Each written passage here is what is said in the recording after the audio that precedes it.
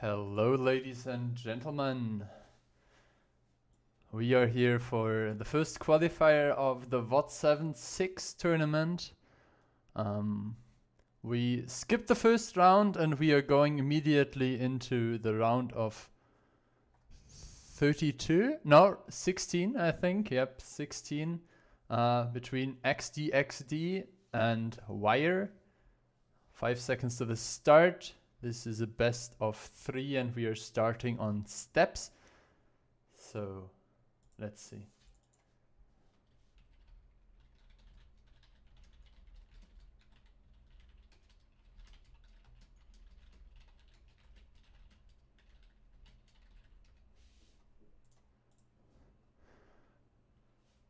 Yeah, as you can see,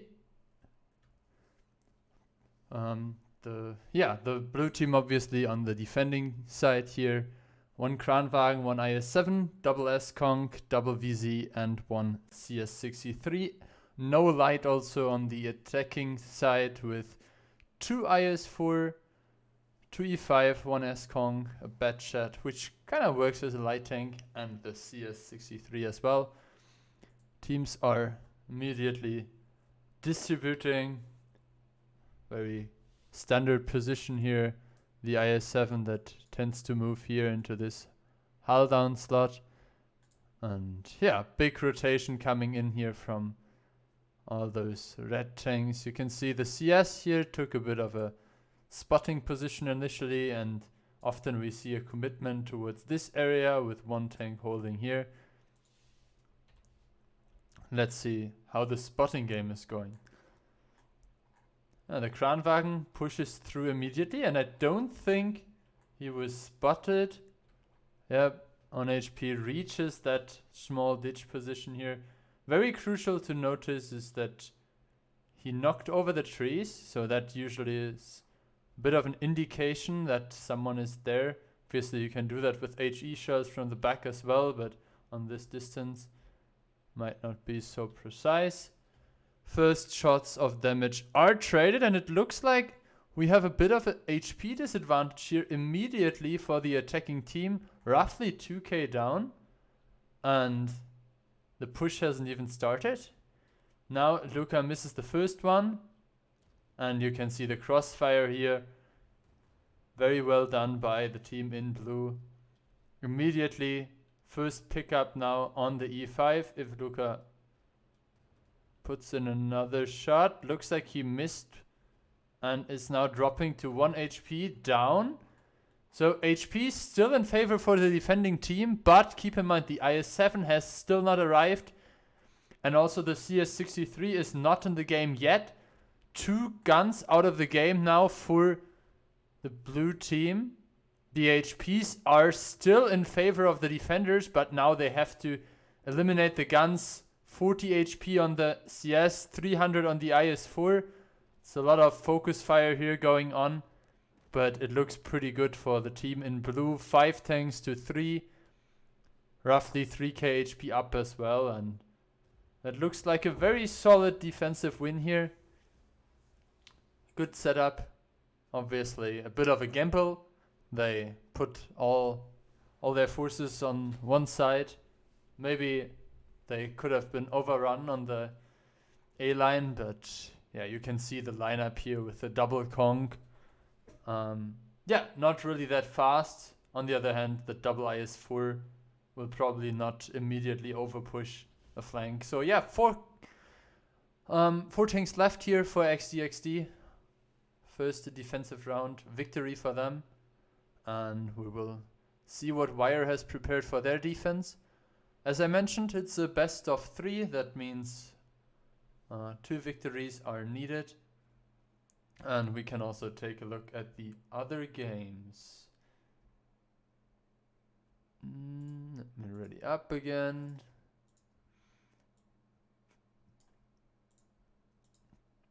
Okay, so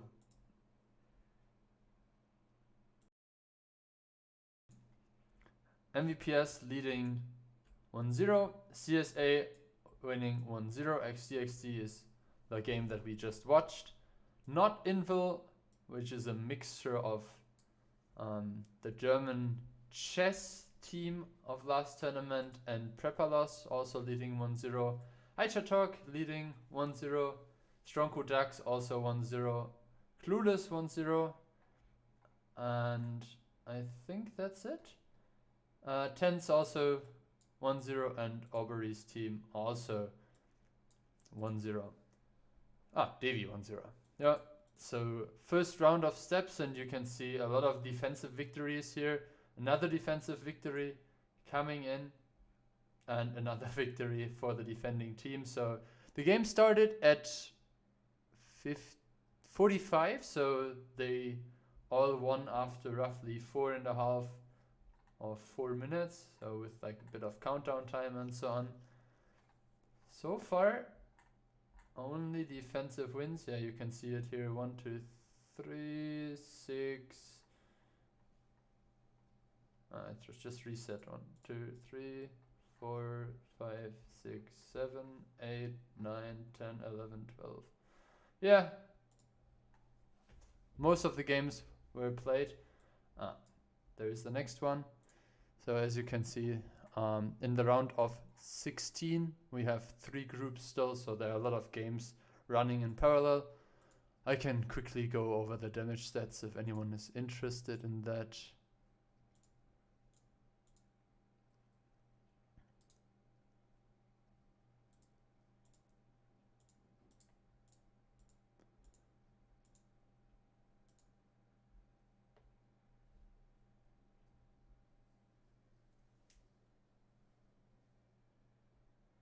Good, then we have 20 seconds to the start of the next round.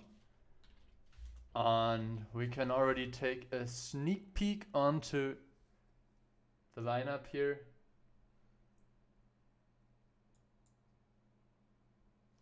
Five seconds, and yeah, double IS7, 1 S-Kong, double VZ, Batchat, T100, and on the other side, we also have a T100 this time, so from no lightings at all, we have 2 immediately now.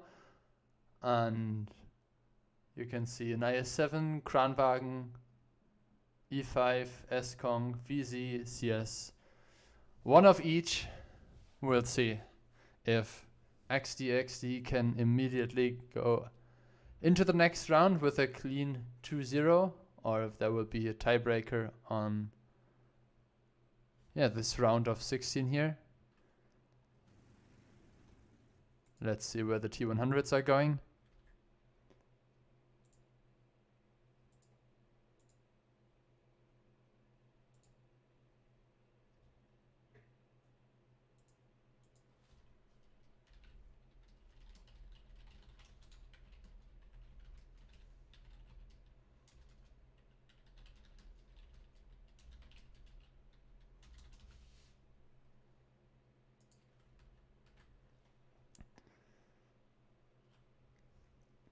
Okay, so as you can see, a bit of a different approach.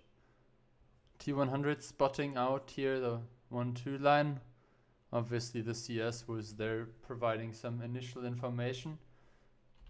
And I would say also pretty standard stuff. Here the Batchat can provide some vision onto this area. The IS7 can later be pulled towards this area and even here into this corner or directly here. And this T100 needs to provide info on anything that happens here, but obviously as the road is pretty thin and the ditch is pretty deep, you can usually see the IS7 only at D4, and yeah, the push is coming. You can see the CS there peeking from the top, was spotted, lost some HP already, and now we should see the CS dropping pretty soon. Shocker aiming, putting in the first one. Guess he put in another one before already. Not sure why he decided to not shield his body, because he's like on roughly 2 shots more of damage. I would say they actually lost quite a lot for only 1 CS there. Yeah, we can take a look at the other side where the Batchet is playing. Now getting pushed away by the T100 light tank. And Wire on the defending side lost one tank so far, but has pretty decent HP lead of roughly 1900. So I need to see if those positions that were gained here by the team in blue will help them to close this round. Cap circle is being taken now. Base capture has started.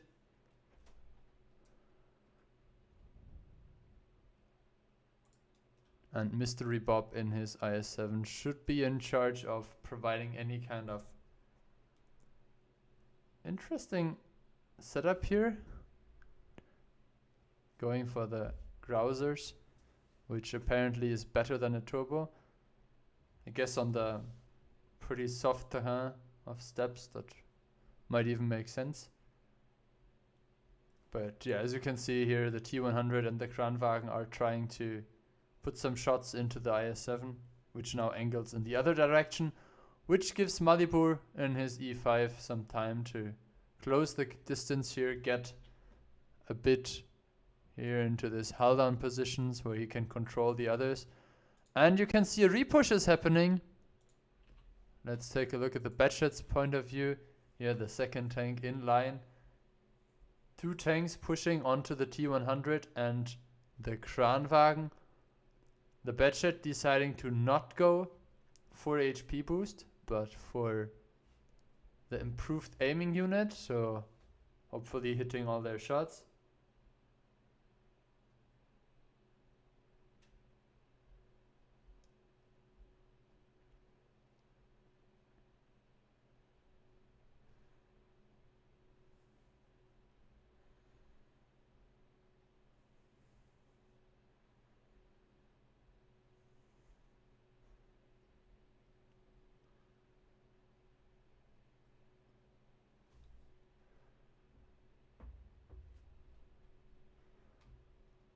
Yeah, not a lot of stuff happening. I think they are pretty discontent with not being able to find anyone there. The T100 made it behind the ridge line and now the time is ticking. I'm not sure if there is a clear idea on what they want to do. Now the rotation is coming back and we have to figure out if there is enough time to still either approach the cap circle or overpush those tanks here sitting a bit separated. So we have this group of tanks and those. But I'm not sure if they realize that they are on the attacking team here. If they have realized that the time is not in their favor. Okay, cap circle has started again.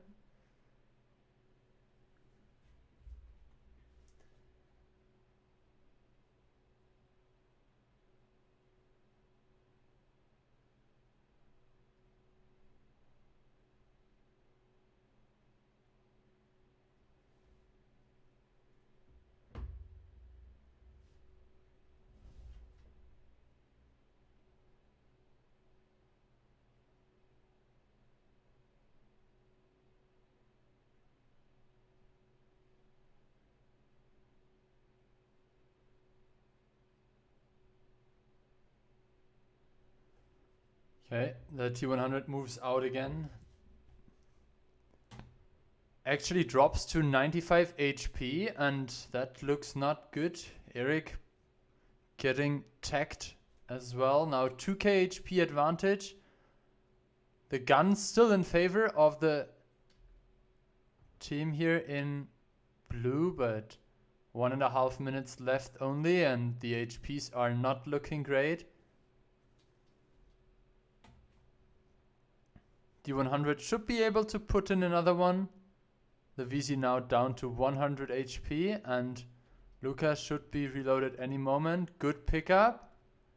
4 tanks against 6, but only 1 minute left, and you can see the T100 of the defending team is leaving this area. The S-Conk won't be in time to pick him up if he makes it here around this little stone slash rock position. And yeah, 46 seconds. The cap is no longer an option.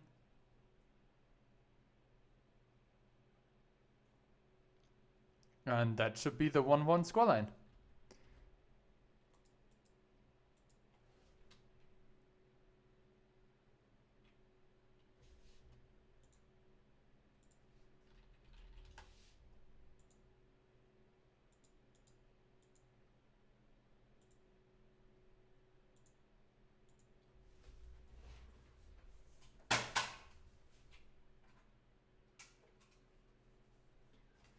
Okay, I will quickly exclude some people that played with chieftains. And then we can take a look if there are other games running in the meantime. This will go into a tiebreaker. So the next match between those two teams will be played on Cliff. And we'll have to see who will be victorious in round 3.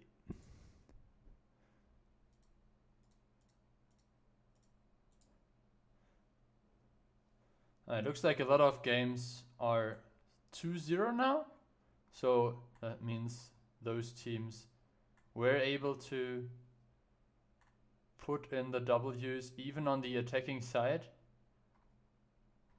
Let me scroll up. Okay, so that's Stronkodax, Not Invil, Clueless, Call Me Tone 5, Tense, CSA, Kotu Porat, Haichatok, Devi, MVPS, Invilgo, Holovnitsi, Vervi's team, and Ayo Kusengs. Same goes for Los Pipos, but a couple of teams are on a and and Tense Tippy. Okay, so that means a couple of teams made it already. And we will wait for the tiebreaker battle between those two teams here.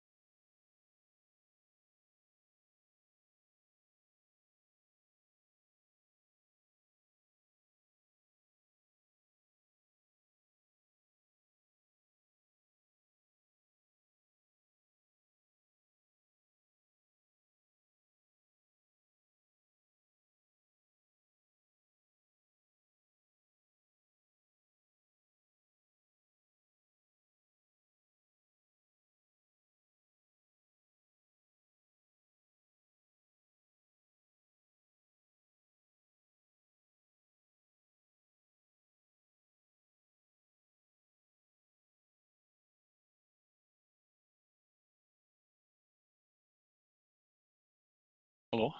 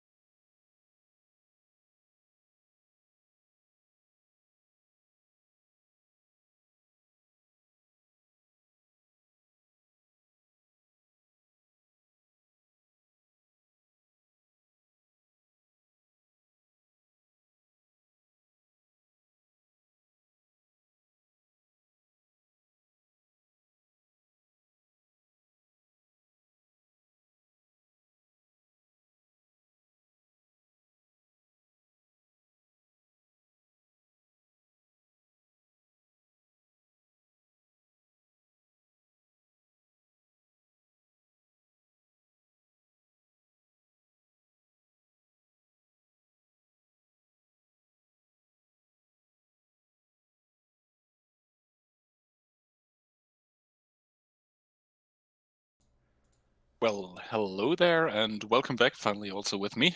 I hope you had a fun time with Phil only. But yeah, here we are now in the tiebreaker in between XD against Wire. Tiebreaker is going to happen on Cliff. Lineup, I guess, already suggesting it with triple CS, triple VZ, and I think I saw a bat shot in there before. There we go. Finally, 7th tank getting picked. I don't really know how the first two battles went or which map. I guess I see it on your stream right now. It was on Steps. So yeah, best of 3. So now sudden death in between both of those two.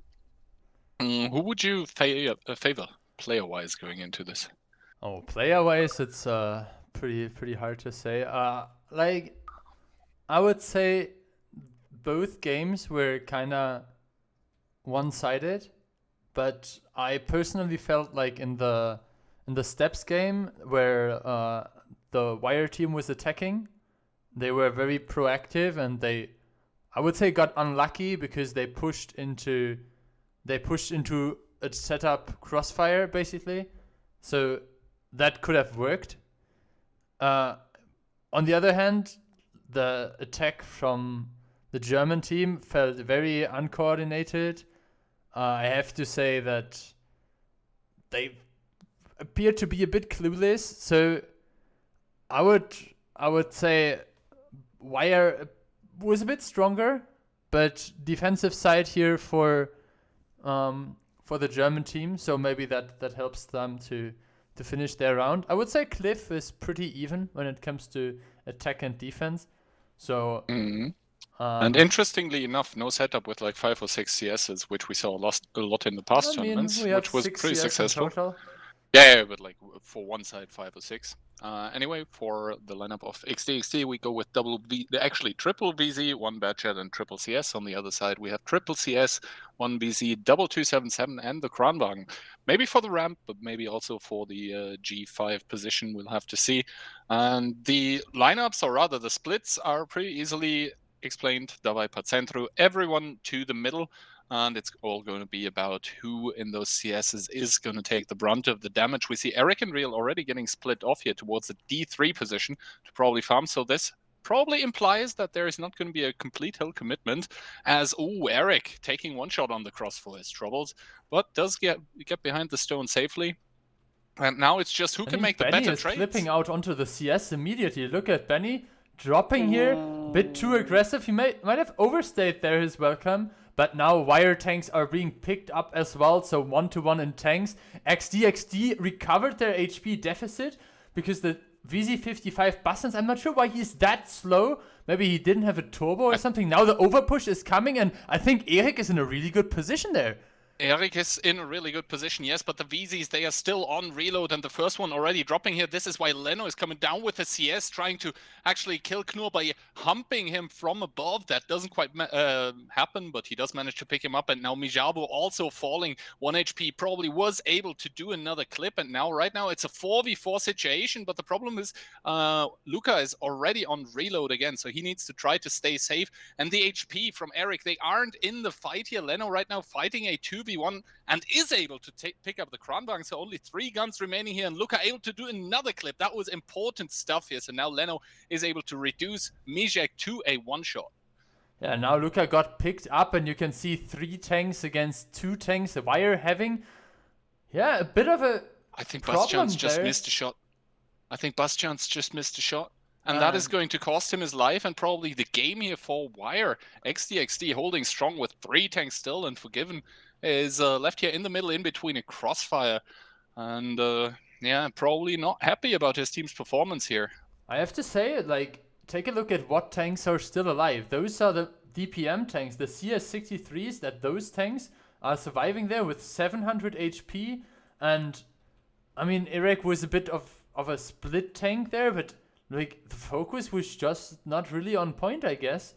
I think the biggest problem for Wire was that they didn't realize that they need to immediately push while they are even taking the VZ clips. Yeah, like exactly. They took like 5 or 10 seconds, which were the crucial seconds that the VZs needed to reload their full clip again and do another 1000 before dying.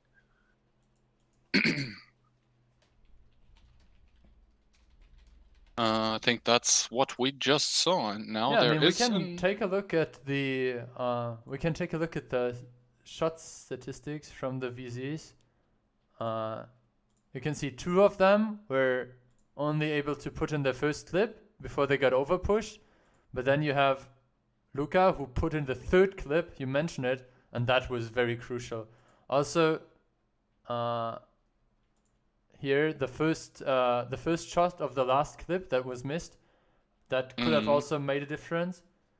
But yeah, overall, I mean, you can see the shots that were fired, most of them penetrated and hit their target, but it was just too slow.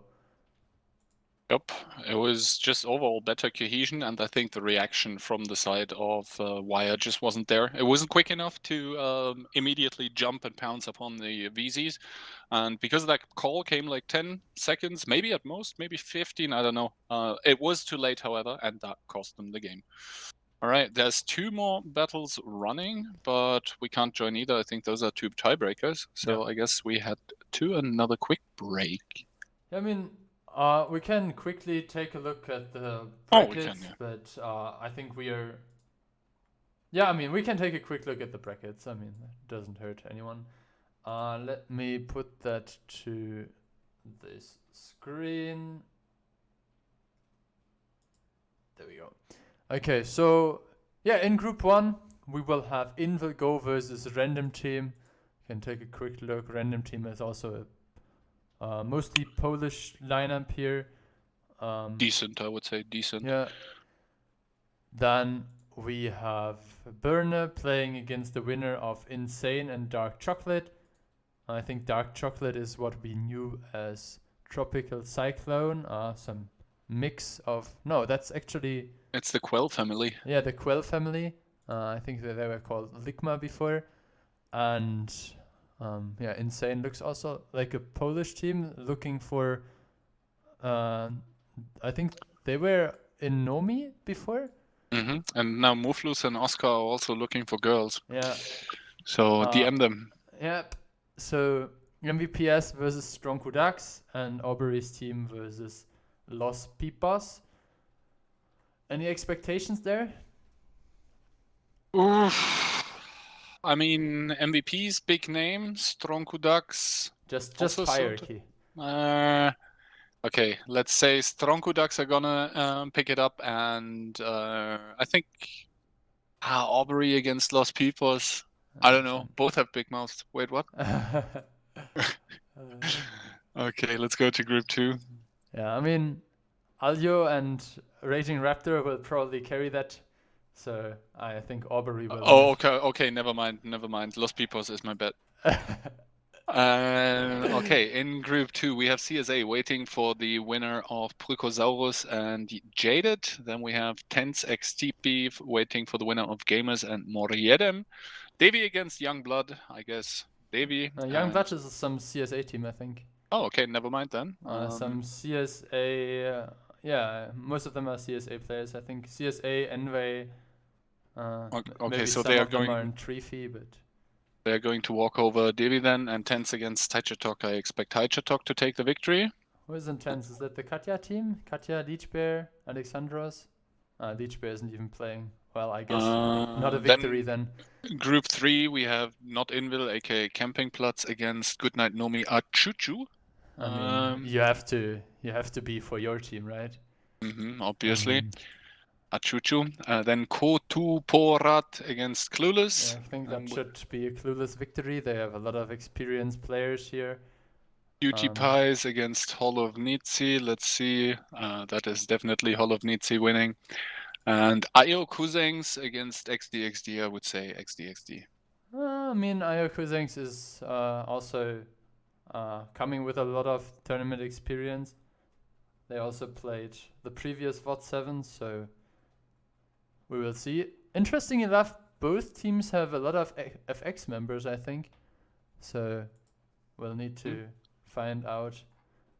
Okay, I will make a poll who to watch. What do you think are the semifinals? But yeah, I guess that was my suggestion. We can also just pick the game that we want to watch. Which one would that be? I would say Hall of Nitsi versus Cutie Pies. Okay, then I will start a But, prediction. we can also watch Tens versus Haicha Talk, or Well, Burner just versus tell me Dark one. Chocolate. I don't care. Okay, then we watch Cutie Pies against Tolovnici. Okay, so we will be back in 10 minutes. Stay tuned, and yeah, see you then.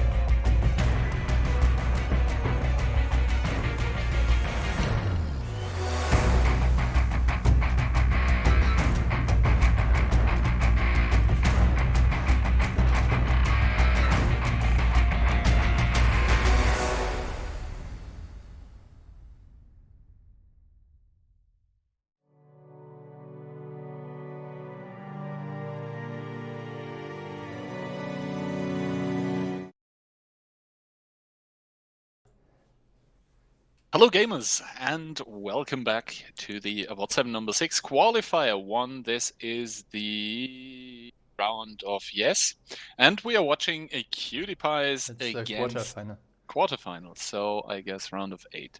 We are watching, as I said, Cutie Pies, a team that has some known names here, actually. Vervi, Benzo, Reaction, Itox, Blue, Silent, the hell is this? Tankistador, Unique, and Dandley, and they're going up against Holownicy, a well-known Polish team. With who's their captain this time? Is it Piotr? Monster is the captain, but also Piotr is playing. Mentos is back, and I guess a couple of other known names. They're flexing their fists already. Holownicy is starting on their attacking round with triple 113 and IS4 S-Kong double CS, while Vervi's team here coming in with a 705A, interesting choice, an IS7, E5, VZ55 and triple CS63. Okay, so judging by the number of fists that are being flexed, obviously the Polish team is going to win, as they have one golden fist more in their team. But we'll have to see. And first and foremost, I am very intrigued as to where the 705A will go. Is he just going to chill in base, or is he going to get good committed down below the hill? I think you put it at G3. All right. However, the Polish guys, they don't really care about this. They're sending Monster in the CS directly to spot, and immediately shots get sent across. Reaction taking a lot of damage here, 1k damage, and Tankistador able to return one onto Monster, not getting spotted for it in his IS7. But that was a hefty price that Monster is paying. Monster, yeah, but also the team of Reaction and Benzo, who are down to 1400 and 1000 respectively, and I like this preemptive move here already by the IS7. Tankistador going hold down. He does only have 3 HE, and he immediately takes a heat round to the face. Yeah, I'm not really sure why the selection of ammo was that APCR heavy. Maybe he accidentally put in his random setup. So in this position, usually you should have like 10 or even 12, 15 HE shells, because even if you're then changing to play towards the middle area, you can still just fire your remaining 15 APCR shells, and I mean, usually the game is won after you fired those. But yeah, 2 HE shells left and 15 seconds on the cap circle. Okay, interesting stuff now happening. Silent in the 705A getting sort of pushed towards the cap. Itox now taking one shot for his trouble. Silent also taking one, but Tankistador was able to reset with his second to last HE shell. So now the last one is loading. He chooses to fire it immediately. Now, I do not agree with that decision. I would have held it for longer to be able to reset later in the game, because as the defender, obviously, time is your friend. Maybe he's just a gamer and he would just snap the cupola. We'll see. He just got a bounce, and now 18 seconds remaining, but there was one reset shot coming in from one of these CSs. But yeah, the team in red here, Team Vervi, trailing by around 1200 HP currently. And the thing is, there's so many guns trained onto Reaction and Benzo that they can just, blind fire it, and at some point in time, they're going to hit. Yeah, 5.5 minutes left, roughly 1k HP advantage remaining. And it looks like they have not decided on how to fully approach this.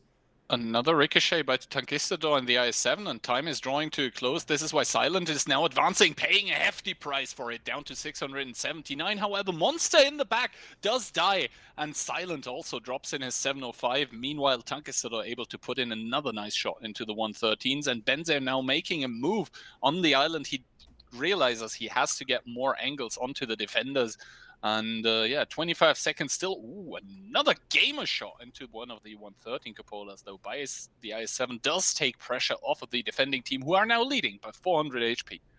Yeah, you can see 3 of those things are... Ooh, another one! He's just flat out gaming. Yeah, I was telling you, right? I was telling you, he's just better.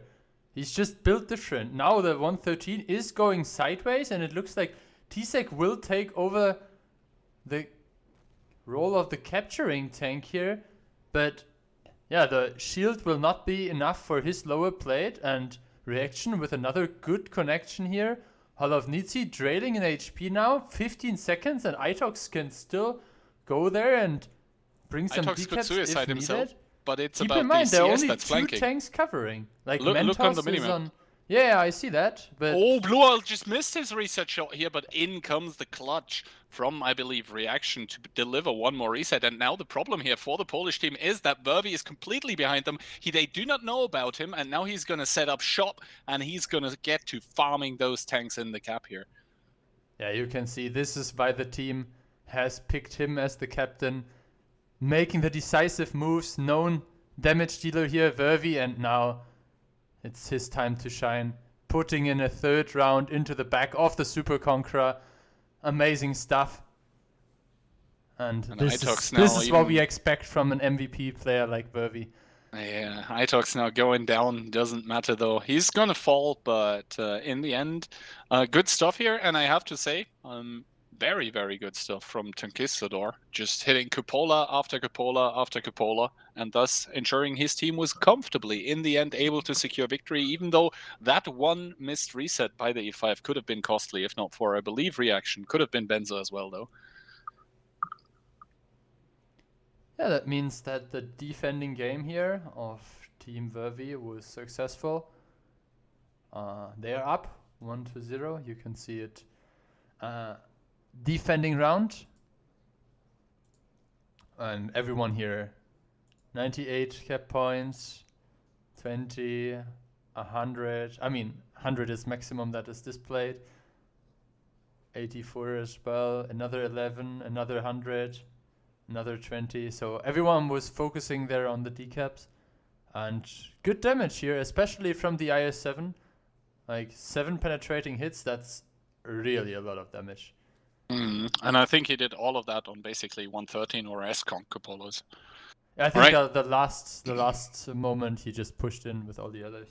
But yeah, there were some crucial cupola connections. Yep. Okay, let's take a look at the other results here. CSA leading against Jaded, Clueless leading against Kohtuporat, Devi leading against Youngblood, Moryedem is leading against Tensex TP.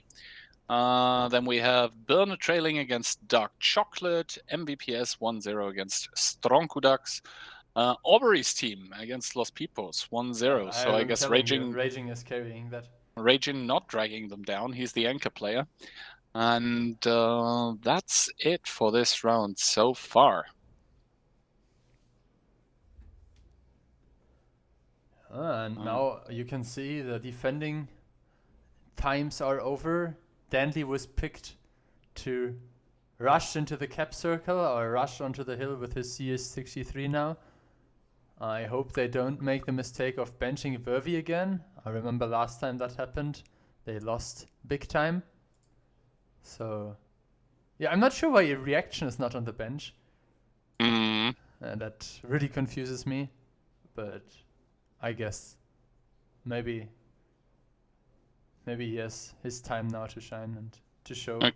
Okay, 2 more results in. Io Cousins leading against XDXD and Invil Go against a random team 1-0.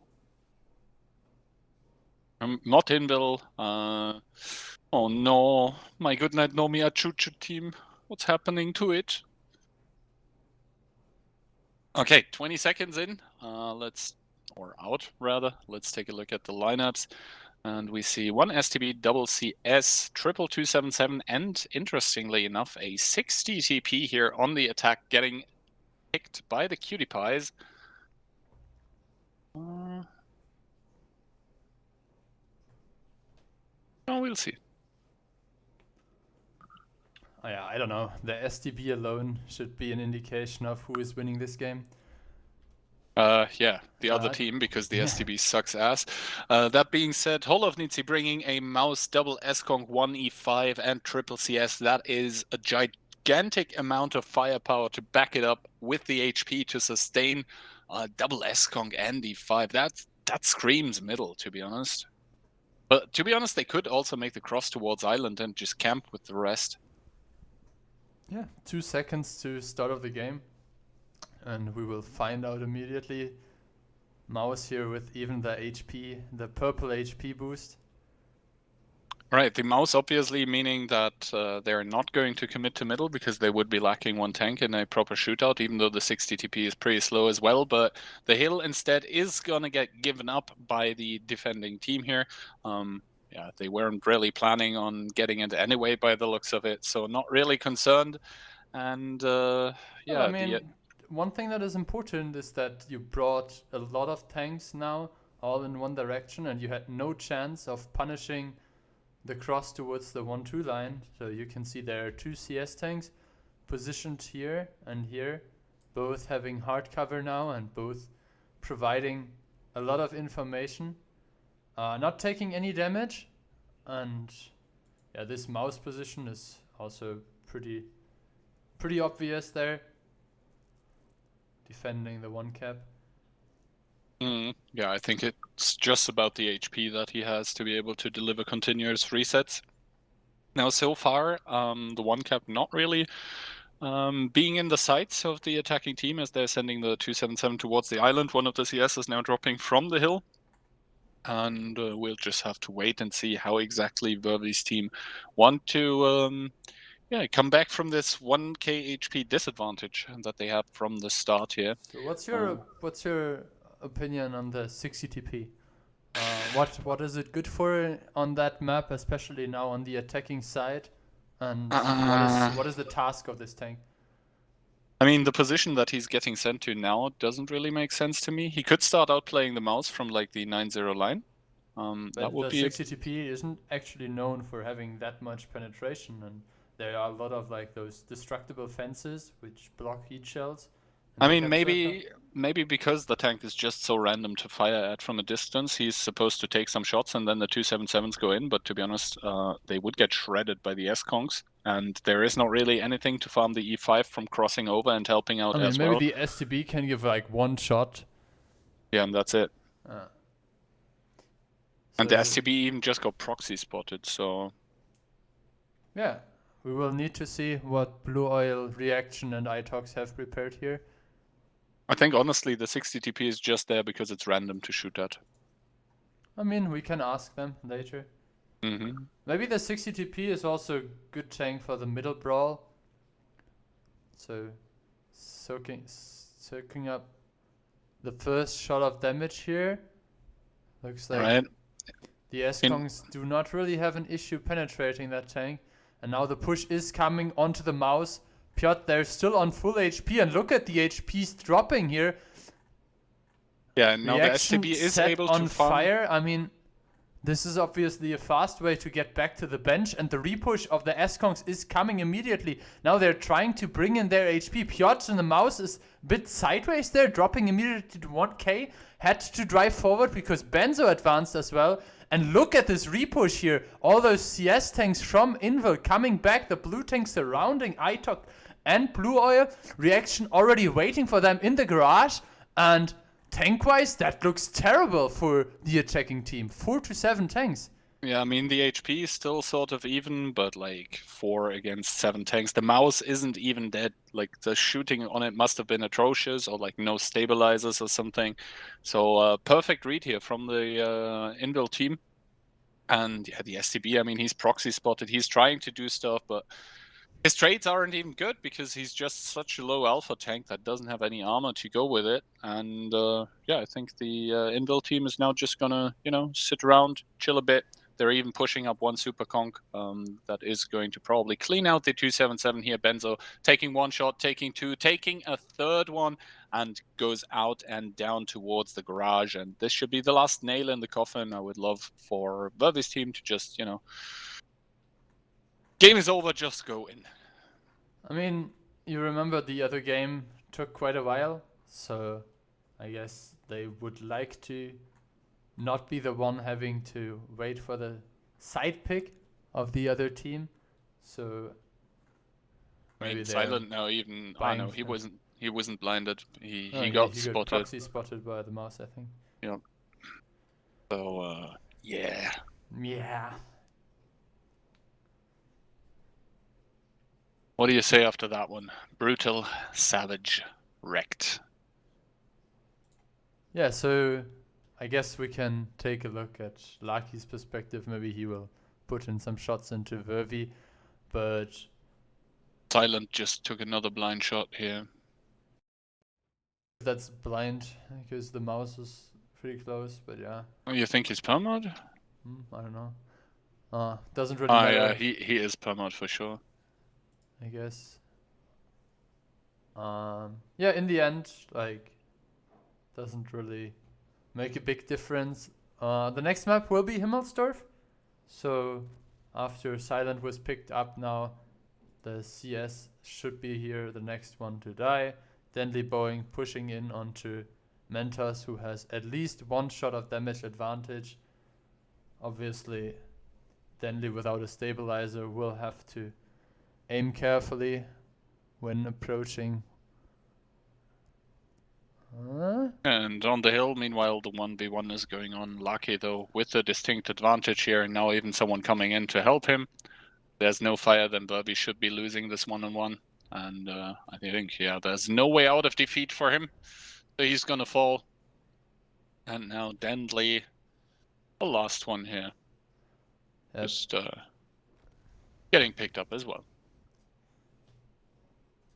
Yeah, that leaves 5,000 HP and 7 tanks for Invil Holovnici, so congrats to them. Very decisive. And yeah, looking at the remaining HPs there, really good attitude of keeping guns in the game. GG was close. Okay, so good damage here from basically all the defending tanks that received the push. I mean, those CS tanks, they came from the other side, obviously. They had to just spend some time getting back into the fight. Okay, so that means tiebreaker in between Cutie Pies against Holovnici. Meanwhile, Clueless able to take a clean 2-0 over Kotuporat. CSA, same thing against Jaded. Tiebreaker also in between Devi and Youngblood. Invil go clean 2-0. Aubrey against Lost P-Post. That one's heading to a tiebreaker. Same for Tens against Highchat Talk. Not Invil winning 2-0 against my buddies from Achuchu. And the IO Cousins suffering a defeat here. Now also in a tiebreaker against XDXD. Moriedem against Tens TP, same thing. MPPS able to beat Stronkudax 2-0. Birne against Dark Chocolate go into a tiebreaker. And Tens was able to beat Highchat Talk. Oh no, that is already old results. Never mind. All right. Yeah, so Burner versus Dark Chocolate tiebreaker, you can see, is starting right now. Tens Tippy versus Moriedem will also start roughly 2-3 minutes before our game. If you want, you can check if those games are already filled. You can give us some insights. But I guess we will stick to the game that we started watching, because it wouldn't really make sense to jump around between them. We chilled. Yep. We do be chilling. Mm-hmm. Do you think that the damage dealt from Vervi's team might have actually been more than the previous round? Because I can check. Because I mean they dealt a lot of damage to the mouse. They did 3k to it. Yeah, but I don't know. All right, so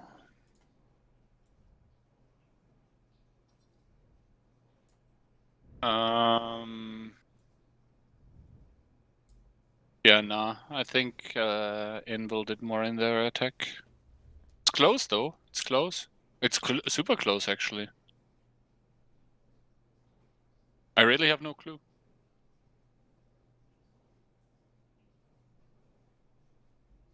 500 more here.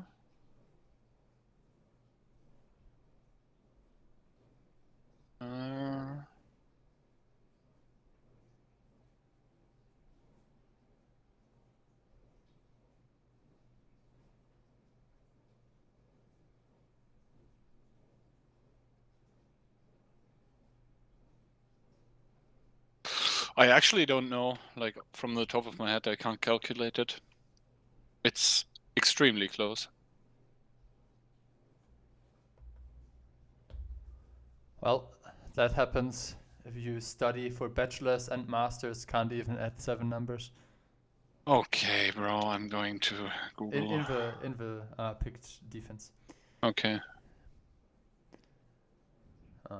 Yeah, that means we have 4 minutes to start. I will switch that so we are in the right team. And yeah, I guess leave that like this or like this. And looks like there is a lot of IS4 action happening.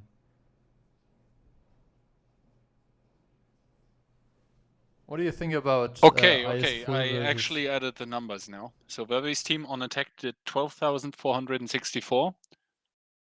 And the Invil team did 12,673. So 200 damage discrepancy.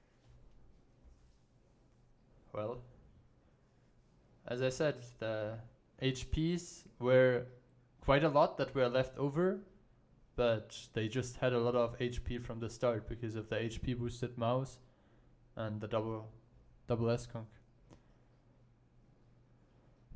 Yeah, so it was closer than it might have appeared because of the 7-0.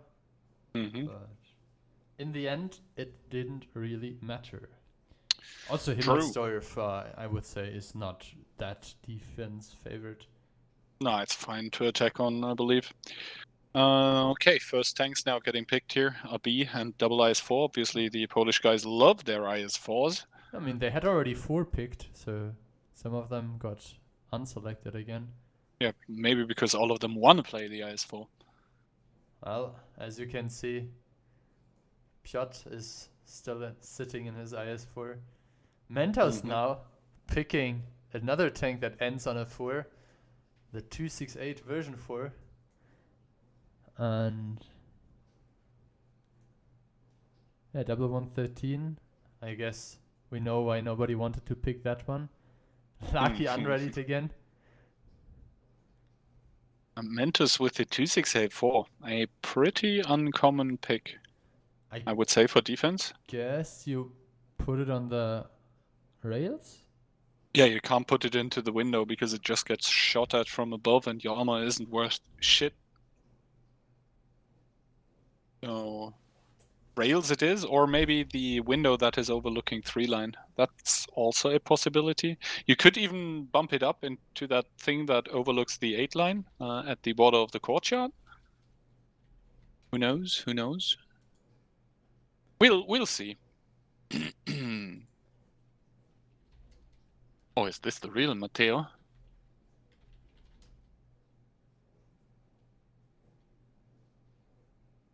Yeah, I'm not sure. I think the real Matteo is sleeping already, because in Japan the time should be like middle of the night. Oh. Anyway, 1 minute, and Lucky is probably still trying to convince one of his other players to switch away from IS4 so he can pick it. Monster now unselecting the. Such a nice guy, he will sacrifice himself.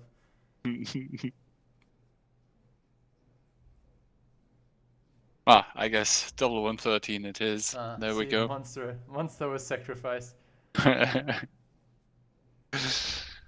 Okay, so that leaves us with a lineup of double 113, a B, triple IS4, and a 2684. Yeah, so 20 seconds to start. I would say not a big surprise to see 6 heavies there. I would say the only surprise there is really the version 4. What do you think about the way the tank name is displayed now, by the way? I really don't like this slash between the numbers. There was a V, right? Yeah, it was V, a small V with a dot, and I preferred that one. Yeah, more IS4s also on the other side. You can see double 277, double 113, double IS4, and an S-Kong. Reaction still not benched, so tough luck. Tough luck indeed. All right. On the other side, we do have double 113, double IS4, double 277, 1S conch. So, sort of okay-ish picks against the IS4s. You don't want to have like VZs or Kranbangs because they struggle penning the IS4s completely. Then again, they don't have like they have a lot of speed and a lot of in-your-face firepower. Are so tryhardy. Both 113s put in the purple HP boost. Maybe they are just marking right now. Mm-hmm, Copium. mm-hmm. Okay, one of them has 3 marks and the other one as well. Okay, I think the viewers want some of your copium. I have a selection of the finest canisters at the ready. All right, Courtyard being taken now by double 277, but the problem is there is the IS4 by Call Me Piotr already that was able to spot them, and some of the shots already connecting into reaction, taking 1, taking 2. And this 277 aggression here isn't really finding a lot of success. However, the S-Conch from the windows able to farm currently, but Call Me Piotr should be a continuous thorn in their side, and Lucky and Zusa are now starting to overpush here. Call Me Piotr down to 1800, needs to be careful, and this is just a free-for-all right now with reaction dropping down to 800. That's a 2-shot if I've ever seen one, and in comes the repush over the 8 line. There's only the IS-4 for Worthy to cover Itox, who's now getting pushed on by 3 tanks. It looks to me like Imbil has found the overmatch. Yeah, Piotr being picked up by Dandy Bowing here, and Lucky will soon be supported by Zusa. Zusa will probably take 1 shot more from the 113 on the hill, but Silent misses his shot. Now 2600 HP, completely out of the fight. Good decision making by Benzo. And Monster just bounced a shot on Itox, who's a 1-shot, so he will probably take 1 more by him. And indeed, Itox, not one who needs to get asked twice to do this, is able to put in 1 more shot. But now Monster does have the crossfire onto Benzo, who is in the middle of the square, who is also getting clipped upon by T-Sec, who is falling out, and now it is 6 tanks still alive here. Like, he is so desperate. He has to drive down now. He's having so much of his HPs. Like, Team Vervi still up in HP, 600 HP up for that team, but 2600 HP completely out of the fight. And you can see it, all the tanks now preparing here for the repush. The 50B already aimed towards Silent. T-Sec was not reloaded, but now the clip is coming in. Puts in 1, puts in 2. Decides and now Monster even coming to support his friend. And I think the 50B can just now go reload and chill. And, yeah, I think he just doesn't want to cross in front of Denley, so he will wait a moment. Now he has a good timing. Monster with the outplay even does get a shot into Silent, who is now on the same kind of HP as him. So he can't even push him anymore. And meanwhile, Blue Oil falling to Zusa. So not looking too great here for the team of Vervi. Dendley Boeing still trying to do what he can, but let's be realistic. What can he still do? Not a lot. And Monster, yeah, he's now gonna get to farming that 113 that does try to put in shots in towards T-Shek, who does bounce 1. So not good marksmanship here. Rolls another 500, but yeah. Who am I trying to get?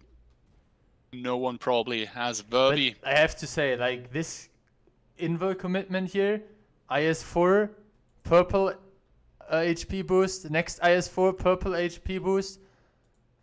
Like, they had 4 tanks with purple HP boost this round. Duh. Oh no, Tuck.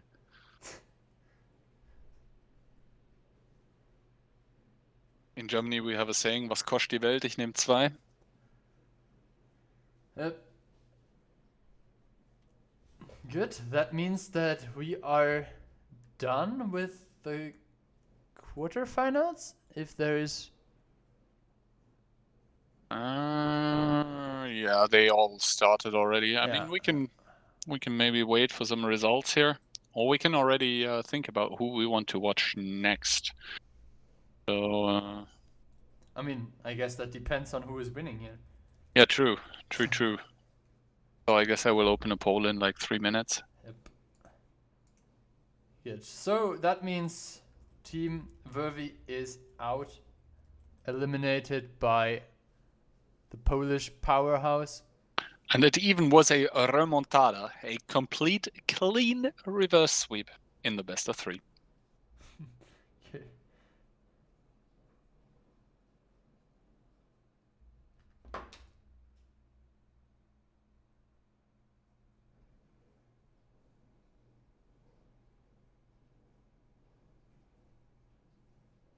Good, that means we will head off to a short break, and then we will be back with an updated graphic of the tournament trees. Obviously, we have still 3 tournament qualifiers ongoing, means 6 semifinals and 3 final games, 2 more rounds to watch, and yeah, we will be back in roughly 2 minutes.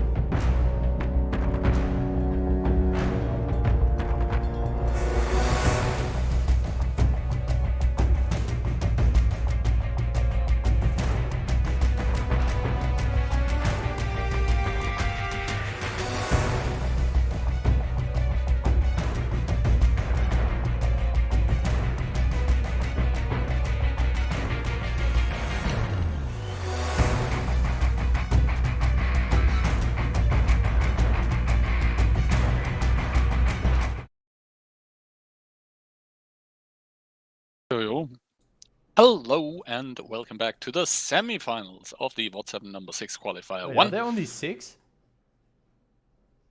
It seems to be the case. Huh, well, unlucky. Unlucky, I guess so they will come back after that round with hopefully one more.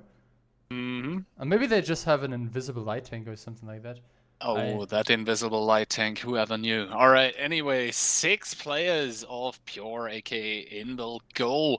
Trying to take it on with 4 1-marked Golden Fists. It is Ketzai, Piotr, Sokar, Pans Fury, Like, and Never with double CS, triple S Kong 1-1-13, taking on the OM, mostly OM team of Burner, I should say.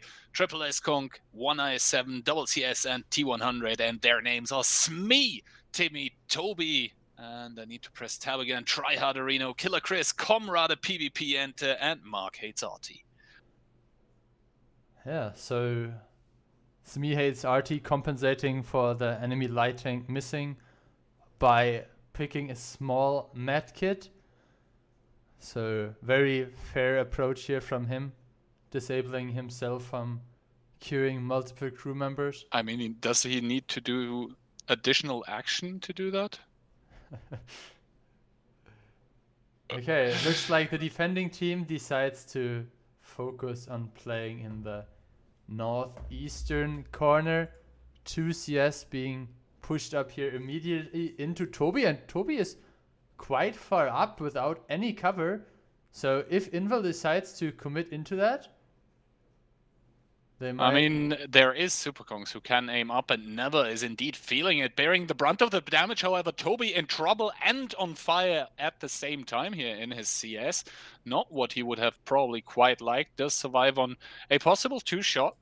And now Sokar here needs to be very careful because Smee, on the other hand, in the T100 has already made his way down towards the C2 position, and slowly but surely that T100 is going to take away so much map control from the defending team that they're just going to get choked out by the crossfires that are inevitably going to happen.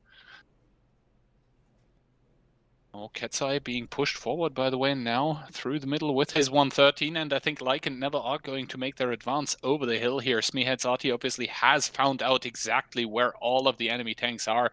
Not here, and now Like and Never are coming in with the overpush, and this is already looking like something out of Game Dweller's streamer shit show video, as he just got rammed out of the battle, and just like that, the tanks are sort of equalized. Yes, the HP still not even, but the Invil players are going to be pretty happy with themselves if Never doesn't die here on the hill. Needs to be a bit careful.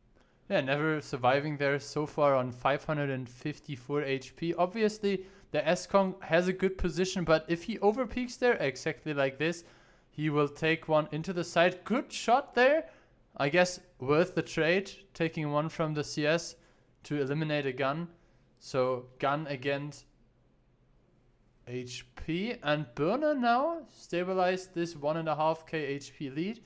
And you can see here, Smee hates RT will try to get out Sokar, but yeah, good awareness by Pans Fury trying to now proxy spot the T100. T100 has to pull back here into this ditch. You can see there is a bit of a ridge line there with the street. So also, I have to really give it to Sokar. Like, he's doing a very, very good job of staying alive here in his S-Kong. He's like the anchor player that is right now everything that is preventing Birna from trying to start the 1-cap here. So good job for only losing very little HP currently, and Pans Fury with the overpush here doesn't take a lot of damage from the enemy tanks here, able to immediately takes me down to a 1-shot here, and is even able to get help, secure help by Sokar. So that is once again the tanks equalized here, with the HP advantage being about 1k right now for the team of Birna, who are still attacking though. yeah, I mean, keep in mind that they are not really having much better position as of right now. The S-Kong there in D5 can't really be pushed, and he is protecting the 1-cap, and the 2-cap is completely unapproachable because we have this split here where I would say this should be like the rough line of fighting right now. And yeah, the team in yellow, Invil Go, is doing a really decent job in holding their positions. You can see the 113 now also being pulled towards this middle position here. Piotrik's very high HP in his S-Kong, so maybe they just wanted to extend the content a bit by picking only 6 tanks. I mean, professional content extension at this point here, as we, I just started a prediction that should start before basically anyone sees that it's only 6.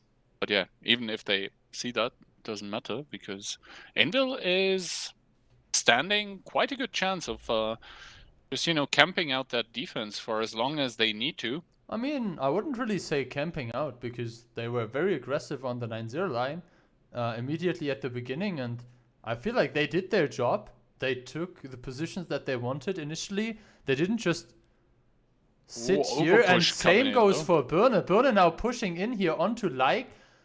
Combat PvP and with a bit of a mistake, pushing forward to somehow shield Like.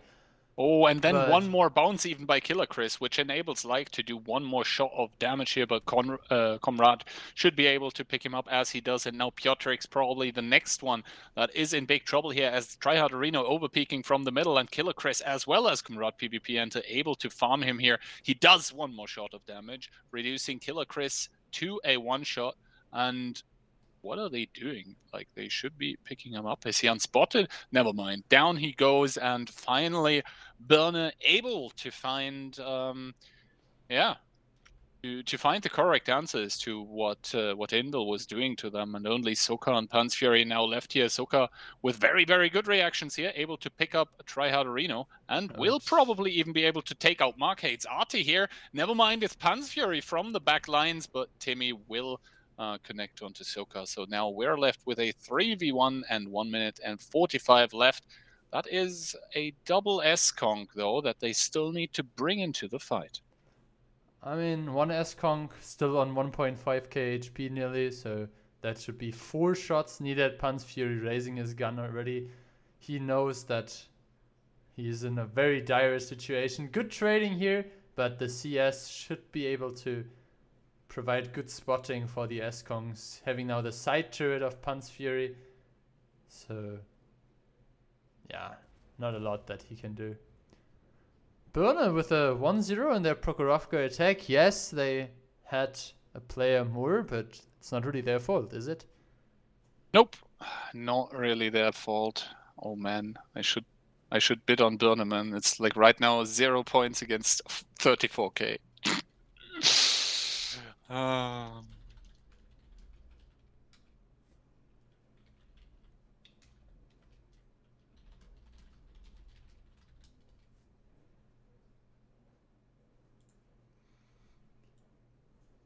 Okay. Look, there he is, the 7th player. See, now he's really showing. He shows up like Superman, probably. Yeah, exactly. Out of the dark into the light. It is still a best of 5, so I was, worried for nothing for Imbilgo. I mean, if you drop 2 rounds at the beginning, might not be the greatest start. Proco defense now for Team Birne. And Envilgo will now have to attack on Prokhorovka, which can be a tricky map to attack on, because it is just such a big one, and if your light gets taken out like at the beginning, unfortunately, then you are left with a humongous disadvantage when attacking, simply because you have to clear out so many positions. Man, I was just poked by Killer Chris, writing me that Invil only had 6 players, so really sportsman-like behavior by him, saying that if asking if there is an issue and if a restart is needed, but I mean, nice Rishik just didn't came in time, so I would say there was not like a technical issue on any side. So I mean, maybe he was delayed. We don't know with what, but I mean, Yeah. we're not talking about an issue in the first round. We are now in the semifinals. Both those teams played already the quarterfinal. Let's also take a quick look at the results, by the way, Yeah. before we pop back into the game. CSA leading 1-0 over Moriedem. Not Inville leading 1-0 over Clueless. Youngblood 1-0 over Heichatok. I wouldn't have expected that. We saw Birna just take the victory over Inville. Go MBPS leading against Los Pipos. Polovnitsi 1-0 over XDXD. And that's it, folks. That's all that we have for you today. Save the next round in between Inville Go and Birna. Yeah, I mean, no light tank here again from the side of Invel Go. We saw how they dealt with the light tank of SME. Very good overpush in my opinion. Very consequent. Not really dropping too much HP, but in the end they just had the disadvantage of being only with 6, so yeah, wasn't enough. Triple S-Conk Alright. for Birna. One IS-7, double CS, and the T100 again. SME giving it a second run.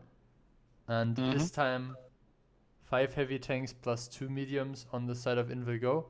What do you think about the double S-Conk in attack? To be honest, skipping on the T100 and instead going pretty heavy can work. It doesn't need to, but like it can if you're looking for like a direct shootout. And already we see the all-out aggression coming out from the tanks of Invel here, who are just pushing everyone towards middle, probably hoping for a quick pickup or two here. And the IS-7 and the S-Conk might even be just that quick pickup, as we see the double CS on like the F5-6 positions here. They could maybe even spot the S-Conks if they go a bit further, but I see they're not choosing to do so. Now the IS-7-4 Bernard does get spotted here by the likes of Like and Ketsai and Soka, immediately pushing over into the ditch. Pan's Fury gets tagged once by the CS, so he's going to call out where one of them is. And Ketsai over-peaking here, Soka doing the same, and both of them not getting anything done, except Sokar taking a shot of damage by the T100, who doesn't even get spotted by it, I don't think. Smee decides to leave now, though. Sensible decision. Yeah, I mean, he dropped a bit into the ditch to establish the bush line between him and the enemy. Then he fired and then he backed off. So, yeah, good stuff here by the T100. Small HP advantage for the side of Invilgo. Still, we mentioned the very heavy setup by the Polish team. And now it's on them to figure out on how to approach this defense. We can quickly go to the minimap view. I feel like this is a bit of a standard defense, having this B9 position here occupied by a hold-on heavy. Sometimes we even see an IS-4 up there, but the S-Conk is much better in dealing with the uneven terrain there. And yeah, one S-Conk there in A6. Sometimes we see STRVs being used for those kind of positions. Having a triangle here or having a triangle here. I remember, I think it was CSA who was actually playing one Prokhorovka round last WoT7 with double STRV even. So we'll have to see how this is being broken, and if this is being broken, obviously. Ketsai now leaving, and I think PvP Enter had a good timing there, spotting the 113s leaving.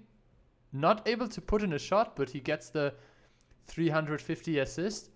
And yeah, there we go with 1k HP advantage from Invel. Now 1k HP advantage for Birna. Just as I was talking about it. Comrade just, taking that HP advantage and just throwing it into the bin here. 400 damage apart now. So.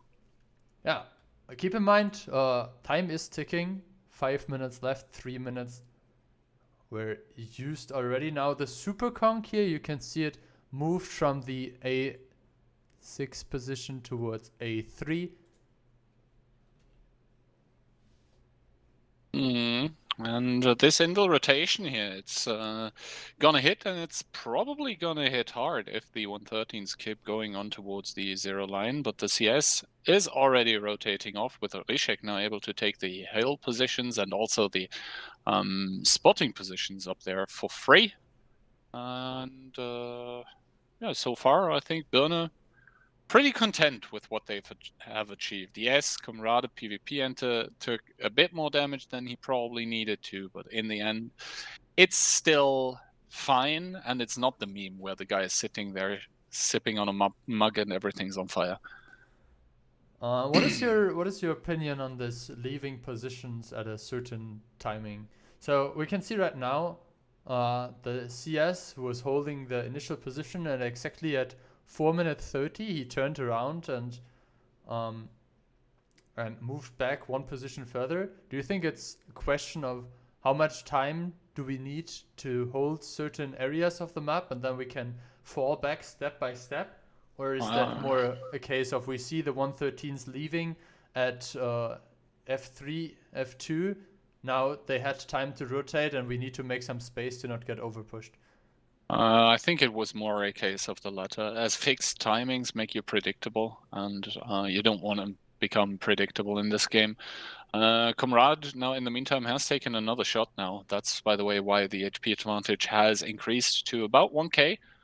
And he's down to 1100 now. Needs to be careful. 3-shot if I ever saw one. But in comes the overpush here by the triple 113 and the IS-7 from Invil. This is almost looking like some 15v15 strats, but Ketsai already getting punished heavily in his 113 here, as there is double CS and an S-Kong from the back to help Marcade's Artie here, who does get pushed around in sort of a sandwich position, even though T100 now chipping in with damage, and Never still on 1500, but his brother Soka over there already a burning pile of garbage, and Marco with one probably last shot, as Never is going to finish him off.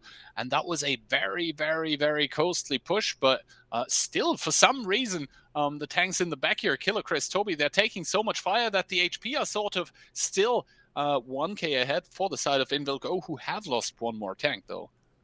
Yeah, you can see the T100 now holding 1.2k of those 7.5k HP, and Toby in trouble with his CS63 rotating back to the A23 line. And it looks like Piotrix will be the one moving forward with his S-Kong now, trying to get a bit more positions.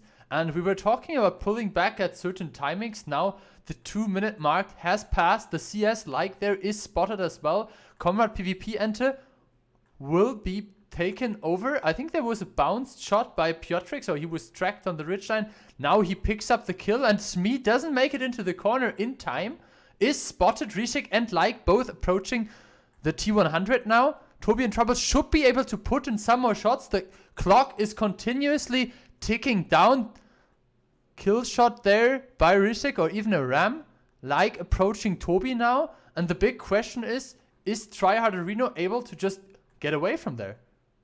We'll have to see. I think Piotrix is now driving towards the cap, and rightfully so, as Toby does get rammed down to 1k here. He's in a 1v2 situation, and he's not going to bounce a lot of shots in his CS as he drops down to a one-shot. Probably just did his last shot of the game. Cap now finally does get started. Does Piotrix go through with it is the question, as he does stop within the cap, and Killer Chris would have probably liked to get one more reset.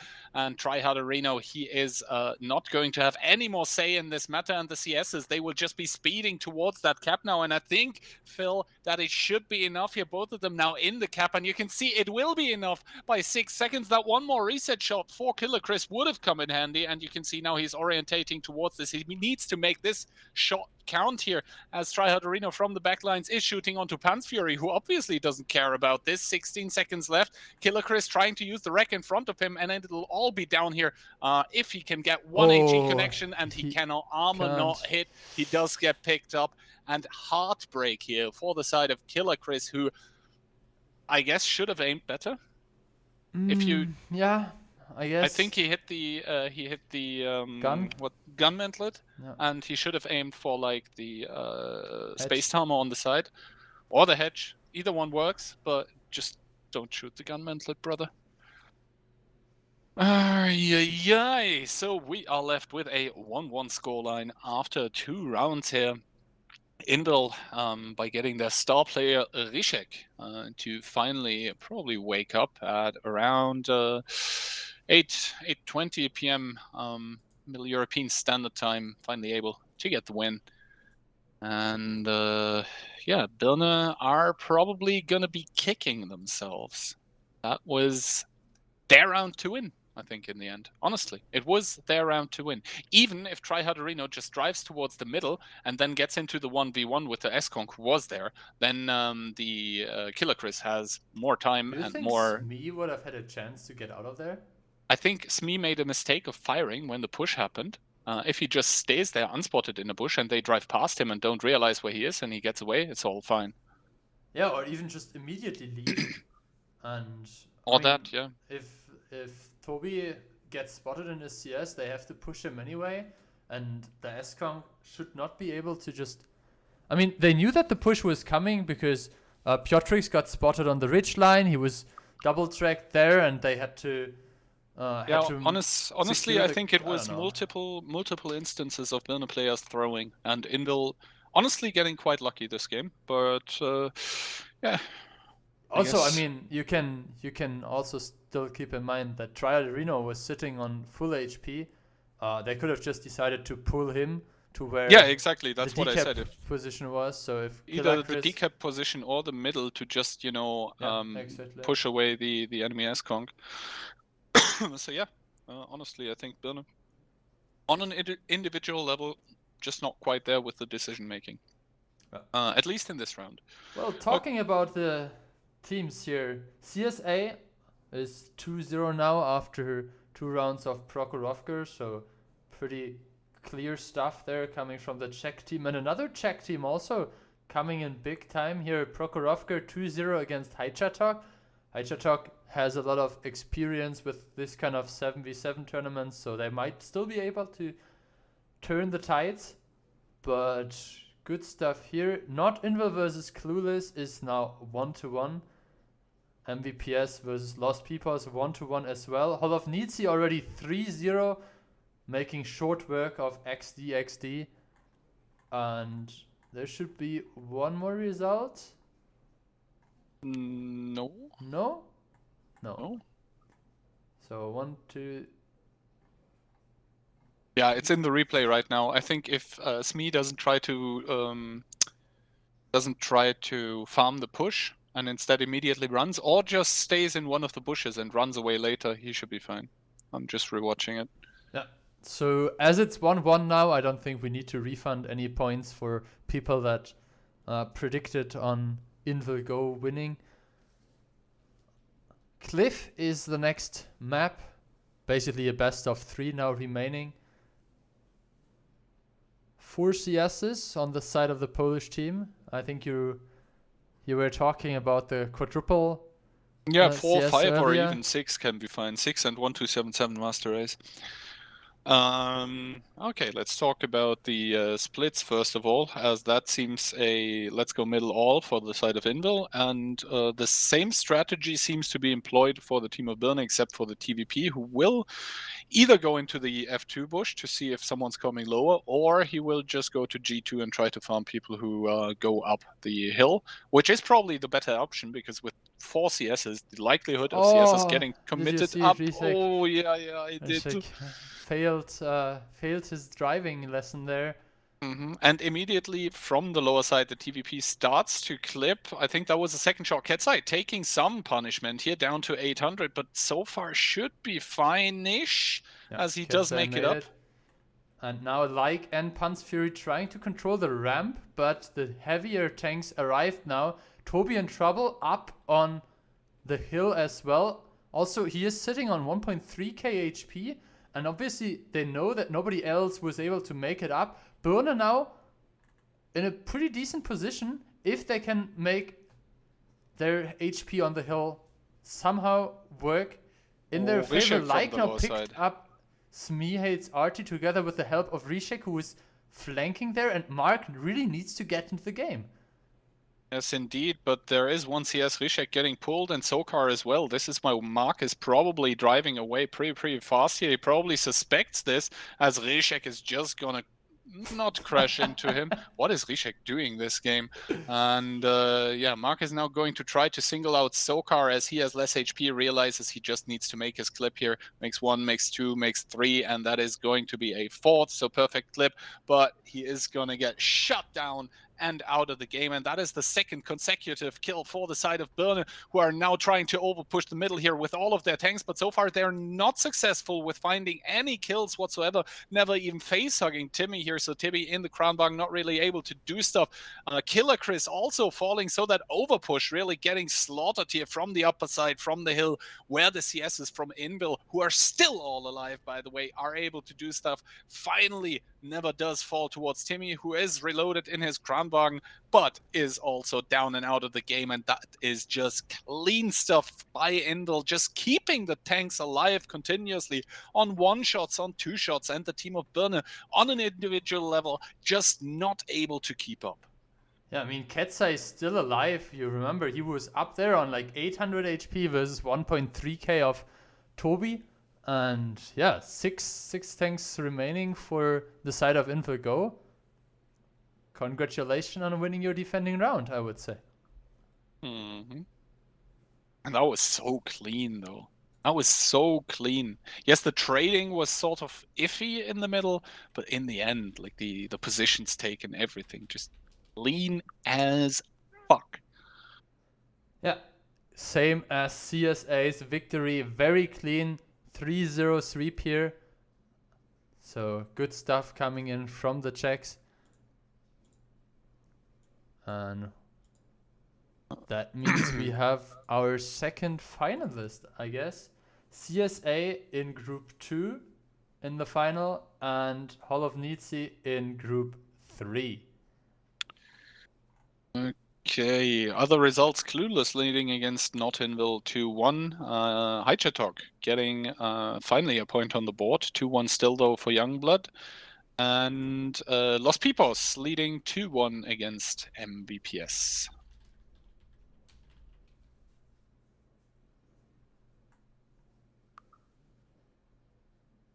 Okay, so Invil, after taking the first round, 7 against 6 people, up against the ropes now. Invil with the chokehold here, 2-1. Currently the scoreline in this best of 5. And it is one more game of Cliff. And to be honest, if Invil try to outplay on an individual level once again by going middle all, or maybe only splitting one tank off, I don't think they're going to do it. Obviously, splits on Cliff can be very, very risky if the enemy just overpushes straight because they realize what you're doing. Now, I guess we are just going to have to wait and see. Lineup's already done though. Quadruple CS, 22277, just the kind of stuff that I like to see by Invil on Cliff. Yep, so I guess action into action. I mean, nobody will really camp with that kind of setup. 40 seconds left, and yeah, I mean, the thing is, if you try to camp as defender against such a setup, then you lose map control straight, and from there on out, it's just a slow and humiliating death. So you need to be active on Cliff, which is pretty cool in my opinion. Yep, let's see what Birne has prepared. 20 seconds left, I would say. Birne really has to show that they can withstand this momentum now. I mean, they, yes, won the first round, but only against 6 players. Now they took 2 in a row. One of them was really close, so they could have started with a 2-0, and now they're down 1-2. Let's see. 1 Kranwagen, double 277 and 4 CS. Not the worst lineup, I would say, against what Invil is bringing. Yeah, the thing is always, obviously, with the 277s and the Kranwagens, they are very, very easily pushed by the CSs. So that is some shenanigans that you can pull up off here. Basically push the Kranwagen directly to the middle. If you do that, obviously your CSs are not there to take the hill, and the Kranwagen might still get farmed on the cross. So it is just, in the end, a trade-off of 1 277 against 1 Kranwagen, and we're just going to have to wait and see what this battle holds for us. Invil, once again, pretty straightforward tactic. everyone towards middle. And Birne have prepared the same sort of strategy for us. And it's going to be a brawl. I can promise you that much. Yeah, so now the big question basically is, how fast can you push up the last tanks? You can see the Kranwagen there trailing behind the CSs that are pushing in immediately. Soka and Risek making it up here and deciding to stop here directly at this elevated position, trying to control the ramp. Mark drops there as well, and already 1k HP advantage for the attacking team here. In will go, putting the pressure on Toby now. I was thinking, is he double tracked? But no, he just gets shot from all the angles there. Ketsai and Like putting shots in the back, never finishing the kill. And that looks very good for the team of Invil. They now control the upper ramp. Rishik even made it up. I don't think that's the right decision if your team is overpeaking, but the HPs are heavily in favor of Invil Go already.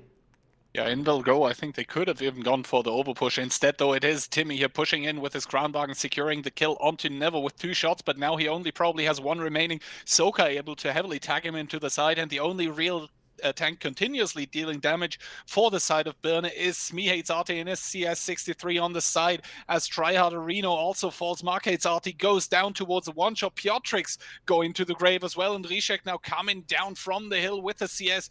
Double kill for the side of Invil, who have just 2 more tanks left to finish. It is Killer Chris, the, I guess, tragical figure from Prokhorovka's second game, and it is Smihates that just, you know, he was trying to make his gun work from back there, but in the end, that was just, once again, on an individual level, outskilled, outplayed, just brutally dominated by the side of Invil, who are now adding insult to injury by ramming and crashing and just carnage everywhere.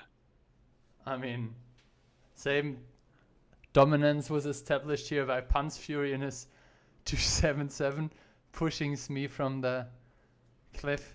But yeah, good stuff here from the Polish team. I would say they came in as the clear favorite, but yeah, making short work of the underdog. 3-1 scoreline here, but not Invil versus Clueless is on a 2-2, and we might be able to jump into the tiebreaker. Oh, also MVPs against Los Pipos on a tiebreaker. Heichatok, fourth game is running, second game of Cliff. Looks like a 50B was brought there by the side of Youngblood.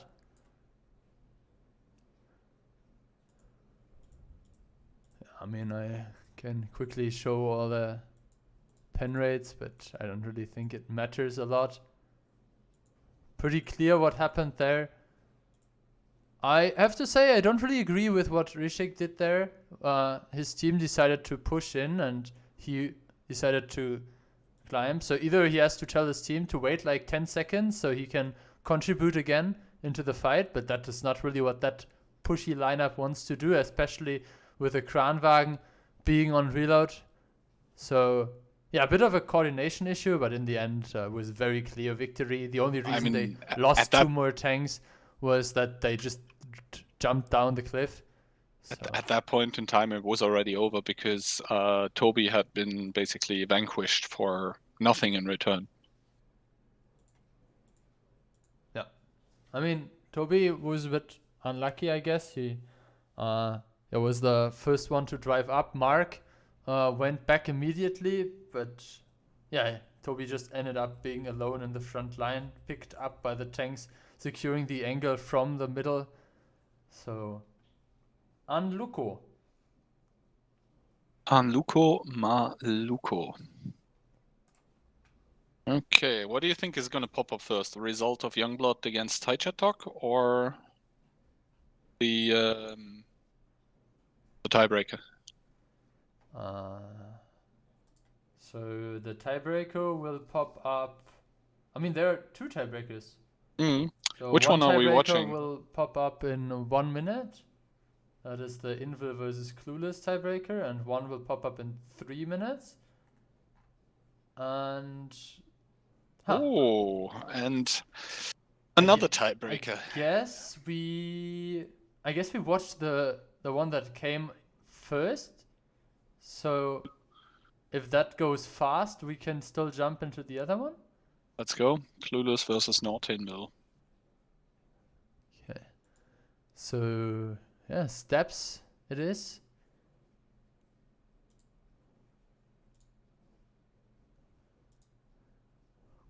Scoreline is 2-2. How did I call? Ah, here.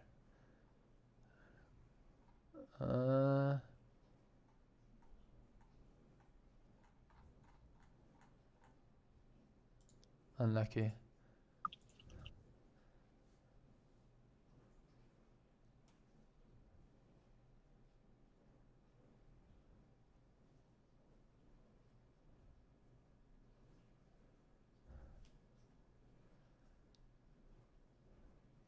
There are the other ones. Los Pipos versus MVPS.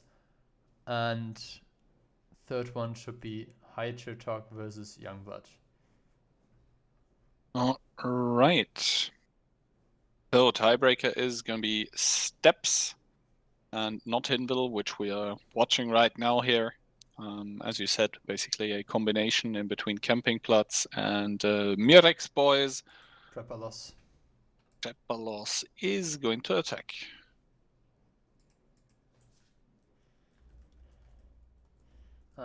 Collectors just suggested that Inver should be disqualified for playing the first game with 6 players. So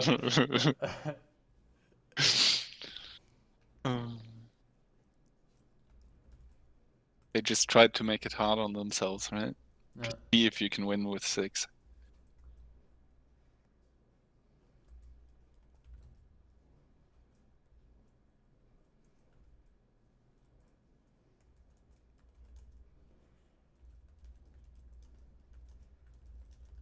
Okay, 2 minutes 30. And excuse me for resting my voice a little. I already had to cast basically a 12-minute round today on stream. On highway. Yeah.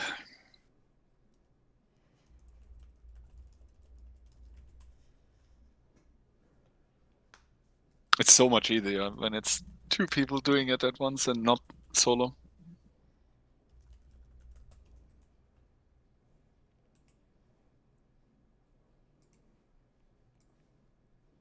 Two minutes though, let's take a look at the attacking lineup here. By North-Hindle, it's a T100, double CS, 1 S-Conk, 8277, and double IS7. So I would say pretty heavy. And I mean, they have double CS and a T100. That is. Yeah, but double IS7 is like super heavy. Yeah, I guess light would be if they would have some more bad chats. Overall, I would say quite low amounts of bad chats so far. Toxic being not funny. What a surprise. I'm not really sure about the S-Conk, to be honest. I don't think it synergizes well with the rest of the lineup. Well, it's like he doesn't have the same speed. You know what I mean? Like double CS, for example, can push the double IS7 and the 277 keeps up by itself. And the T100 goes spotting on the other side and the S-Conk... But I mean, if you decide that you want to push in one side, then you can maybe use the S-Kong as a hull down brawler for holding the other angle or the other flank. We will see. Just not a fan. It's just my gut feeling that it doesn't synergize well. Okay. Well, remember at 49 the Talk versus Youngblood match will start. Obviously we can only join if this game is over because of the spectator tank. But yeah, best of luck to both teams. Mm-hmm. We'll see who takes that W.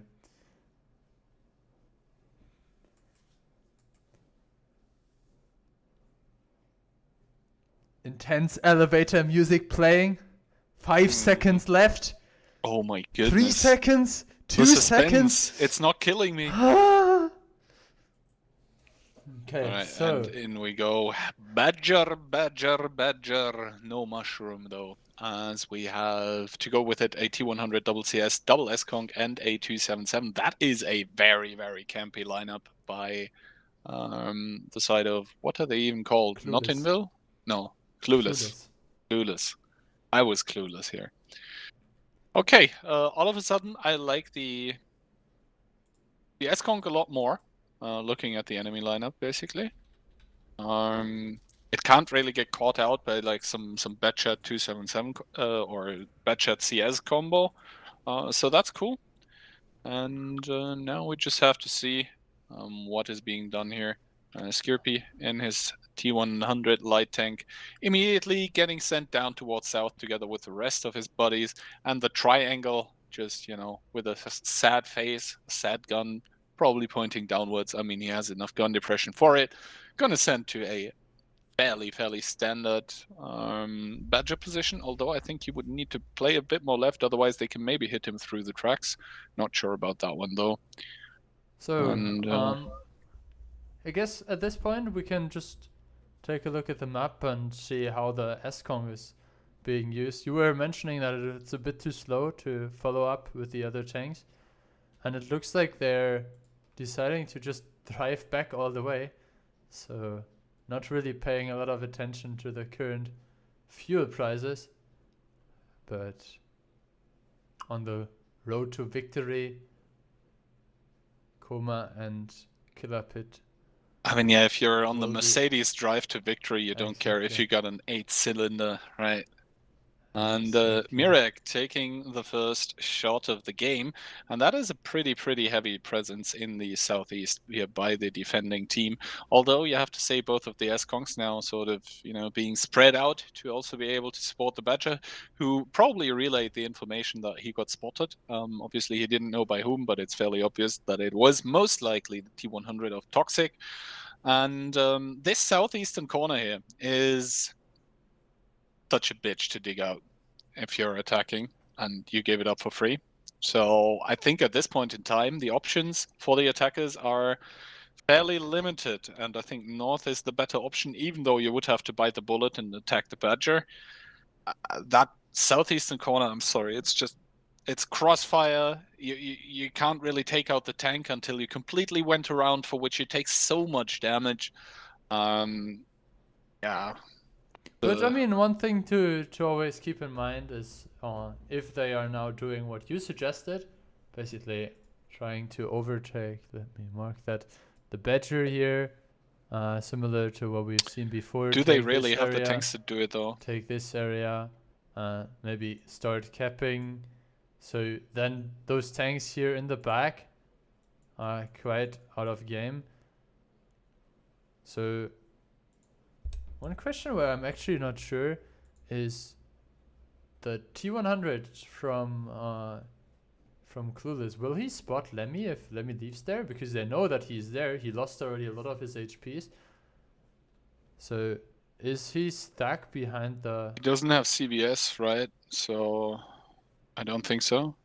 I mean, he spotted him going there, so theoretically he should have spotted him leaving, but now he's rotating north, obviously. He's leaving already.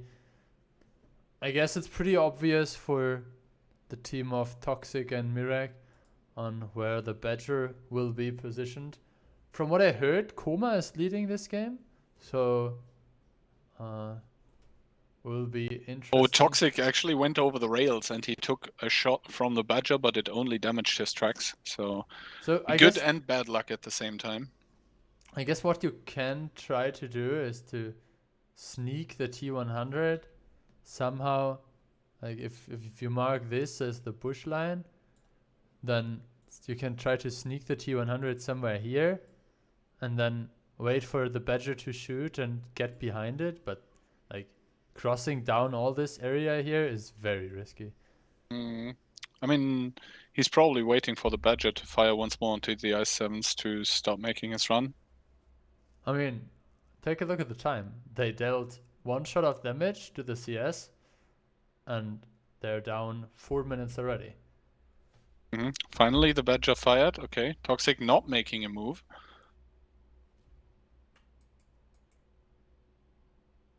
I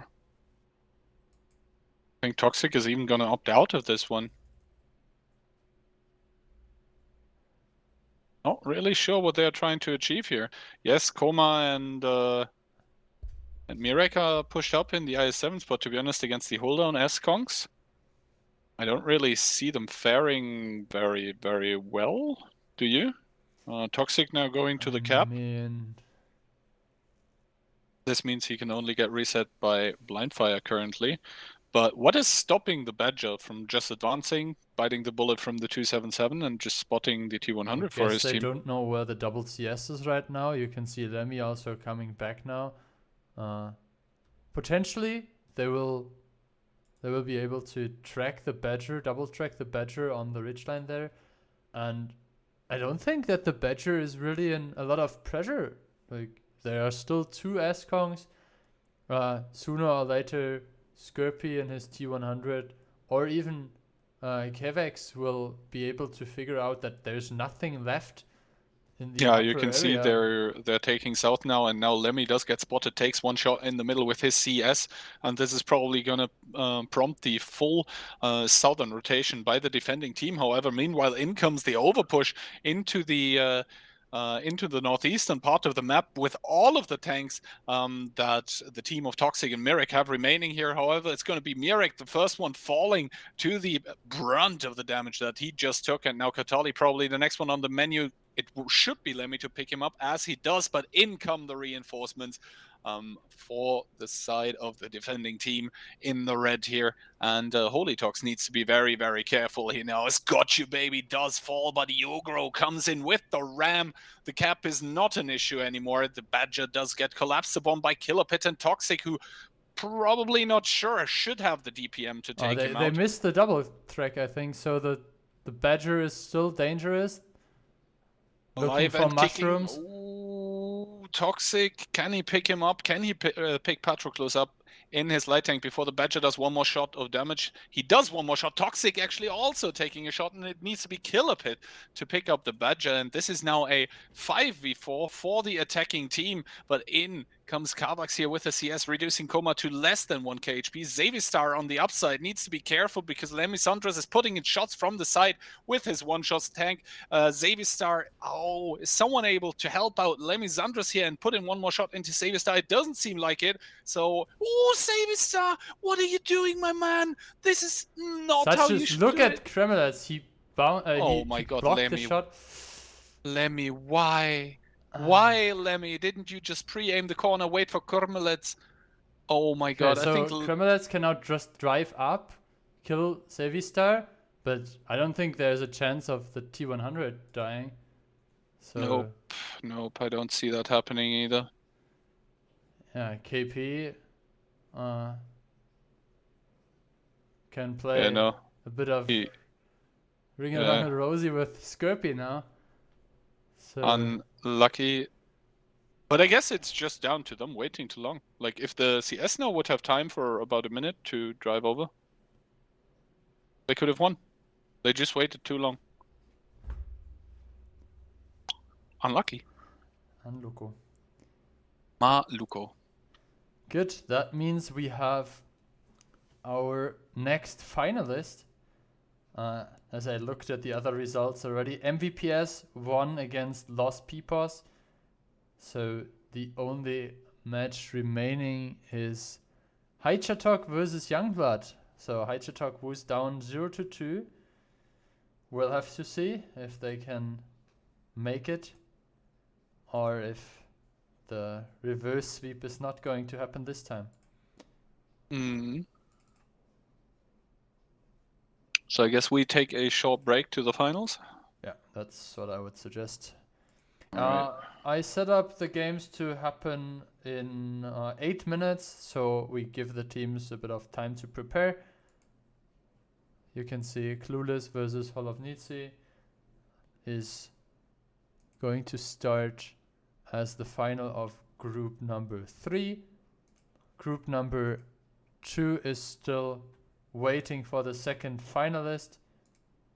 Obviously, the winner of Haichatok and Youngblood will play against CSA, and MVPS will play against Invilgo.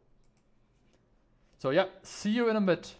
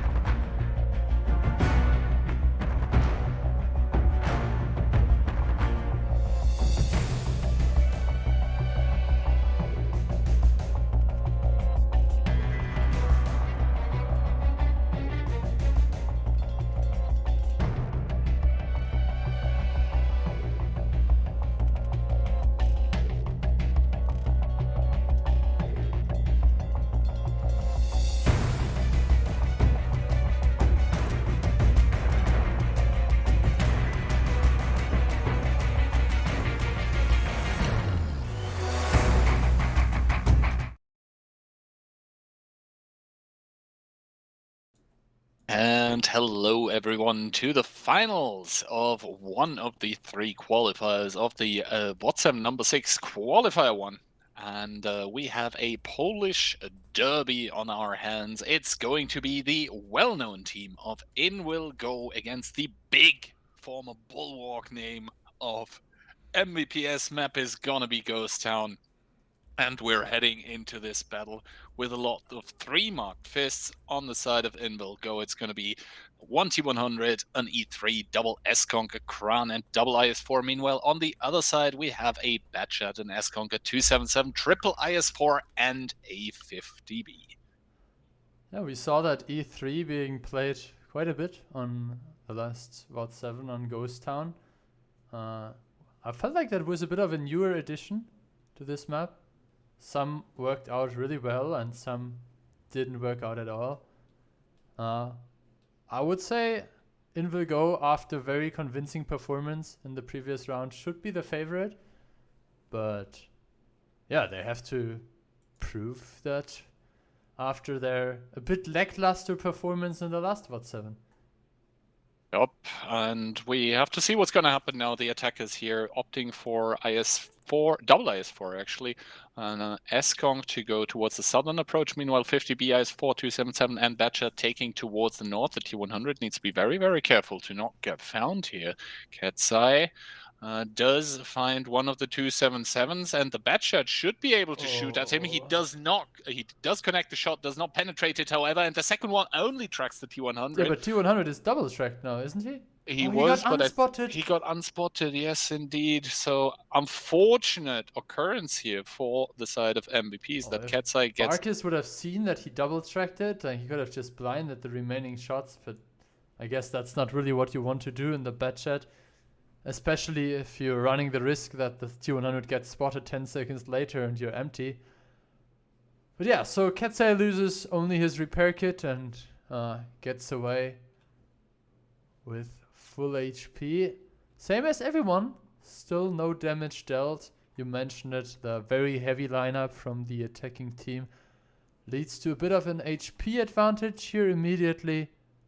But the 277 being pushed up on the outer side. Baku GG taking one shot by Katsai for his troubles, but that is a lot of ground and positions taken, and now he can force off Sokar from the angle onto the 2-cap. That is not a move I've seen so far. Seems to work out pretty nicely though. Paying like 300 HP for a position like this is very, very good, and this could even end up in the IS4 just crossing over towards the cap for the attacking side, as there's nothing really to spot him here, and then he could just tuck in tightly into the corner. And keep in mind, they still don't know where the Kranwagen is, so I guess they're just waiting for Yannick now. Piotr 40k and Yannick driving into the cap circle together. They should still stay unspotted. Looks like Yannick decides to let Piotr go in first. And Piotr made it into the cap, now proxying Soka, providing them with more information. And you can see the cap has started. Now it's on the yellow team to come up with a good reaction. Coco's there, also good spotting knowledge. You can see it here, the S-Kong moving the gun towards the side, spotting out without being able to shoot, but also obviously not get shot. And it looks like Piotrix and Panzfury decided that they want to push around. Bit of an interesting move there as well. And Baku is in a bit of trouble. Yeah, now like actually not managing to put in his reset shot onto Piotr. Yannick now joining the cap here. Baku is obviously going to drop against an S-Conk and another S-Conk. And yeah, that means Baku is going to drop sooner rather than later. And in comes Barkis. What is this once again? It is a Batchat going in to clip. But what is he going into? An E3 Panzfury with the sight S-Conk. Like, come on, brother. Like why are you going in with the Batchat He's clipping like onto this? a full HP IS4. Driving into 4 guns and never is just saying, thank you. Panzfury did also like 560 HE into the back of the Batchat, and you can see the HP disadvantage is getting bigger and bigger. Now the 50B will pick up, not even that. So Katsai picks up the 50B very good crossfire there established by the light tank. And if they play it right, Frugo might not even be able to pick up Piotrix in the end. Yeah. Oh, Ketzai with another hit here. Rishek in the Kranwagen now reloading, but this is just an E3 double IS4 trading against double IS4 who have an S-Kong to crossfire. So it's, I guess, some interesting, good opening here for the attackers. But then in the end, like, what is that play with the Batcher? What are those plays in 7v7 with Batchers just going into quadruple crossfire, even starting to clip on full HP tanks, not even getting their full clip out, and then losing 0 to 7. Like, what the hell, Do you remember me saying, "Oh, we have quite low amounts of bad chats"? I guess they wanted to show on why we don't want to see bad chats, because, yeah, I mean, this I guess is the old definitely not WGL something gamers we are want to simply see. not there anymore. You know, you just don't have the quality WGL does multi bad chat players to just bring it home for your Kazna team. It's just not there anymore, man. Well, Okay, what is also not there is the damage for Bakis. I mean, 552 is a bit of a he shot a full disappointment. clip of damage, I but know, remember, he two of them didn't. were Two were the shots on Ketsai at the beginning, so I guess he only fired 3 shots onto the IS4. So, yeah, congratulations. You made it. You played your Batchat game. Now we can maybe watch something else. yeah. Yeah, good stuff coming here from Ketsai especially. 12-12 in his T100, picking up 3 important kills. Clueless, by the way, leading against Holovnici. Result of the third game is still not in. That is CSA, so the Czech team against Taichetok, the Hungarians. But yeah, I can't get over those batcha plays. Like, I literally cannot even. I guess you can take 1 minute and 20 to calm down from that. Think about smoking a cigarette. I'm just thinking about, huffing and puffing that good stuff. Copium. I mean, you always have your full canister of good quality supplies. The supply is directly with a pipeline coming towards me. Like, Nord Stream 2 got nothing on me. Okay, round number 2, it's going to be inbuilt go attacking. We can already see the lineup forming with double CS, double S-Conk, double IS4, and the IS7 is the poor tank that does not have a friend this round. No, maybe he sees his brothers and the IS4s and thinks about how his number is a bit higher. But then he takes a look at the CS63s and will be very disappointed. Yeah, I mean, the CS, like... I mean, on the other hand, do you want to be the lonely IS7 or do you want to be the lonely bench player? Really putting, what's his name even? Really putting that one bounced in his place. He's not going to be recovering from that one. Career is over. Yep. Okay, so it looks like no more results beside the Clueless versus Holovnici 1-0. Keep in mind the other game started a bit later because the tiebreaker took some time. But we are starting into our next round and it looks like IS4 is back. Triple IS4 here for the team of Ketsai. T100 again, 50B and double 113. Yeah, we mentioned it already. 2 S-Kongs, 2 IS4, 2 CS, and Barkis in his IS7. I guess after that Batchat performance, he is on IS7 duty now. Demoted. Okay, in we go into round number 2 here. And let's see what the T100 Ketsai first of all does, I guess. Interesting. 2 CS, Frugo and Baku are immediately being pushed towards the south. And they are going to be met by the spotting capabilities of the T100 light tank. And look at this! Like Baku taking the shorter way. Now he decides. Oh, he actually takes the shorter way. And Gets spotted. Frugo is and the 50B should be aimed. 1 shot misses. 3 shots missed already. And obviously he's going to be counting how many shots. Fourth shot missed. Fifth shot, sixth shot, 7 shots missed. I mean, he should rename to Neo. He's in the Matrix now. Yeah, I mean, Ketzai will call out his buddies there, the 113s and the 50B. I mean, purple stabilizer on the 50B. You can see Rishik is reloading, so he was one of the ones missing his shots there. 3 shots missed by the 50B alone. I mean, Ketzai is playing an okay game there still, though. He's going to lock down the CS. But where do you go from here? I guess this is okay-ish for Indulgo, who took 1 shot of damage on one of the IS-4s, but it's still okay-ish because they are trading right now 1 spotter tank for 1 combat tank that are both out of the game. So right now in the city, we see double IS-4 for the defenders pushed up.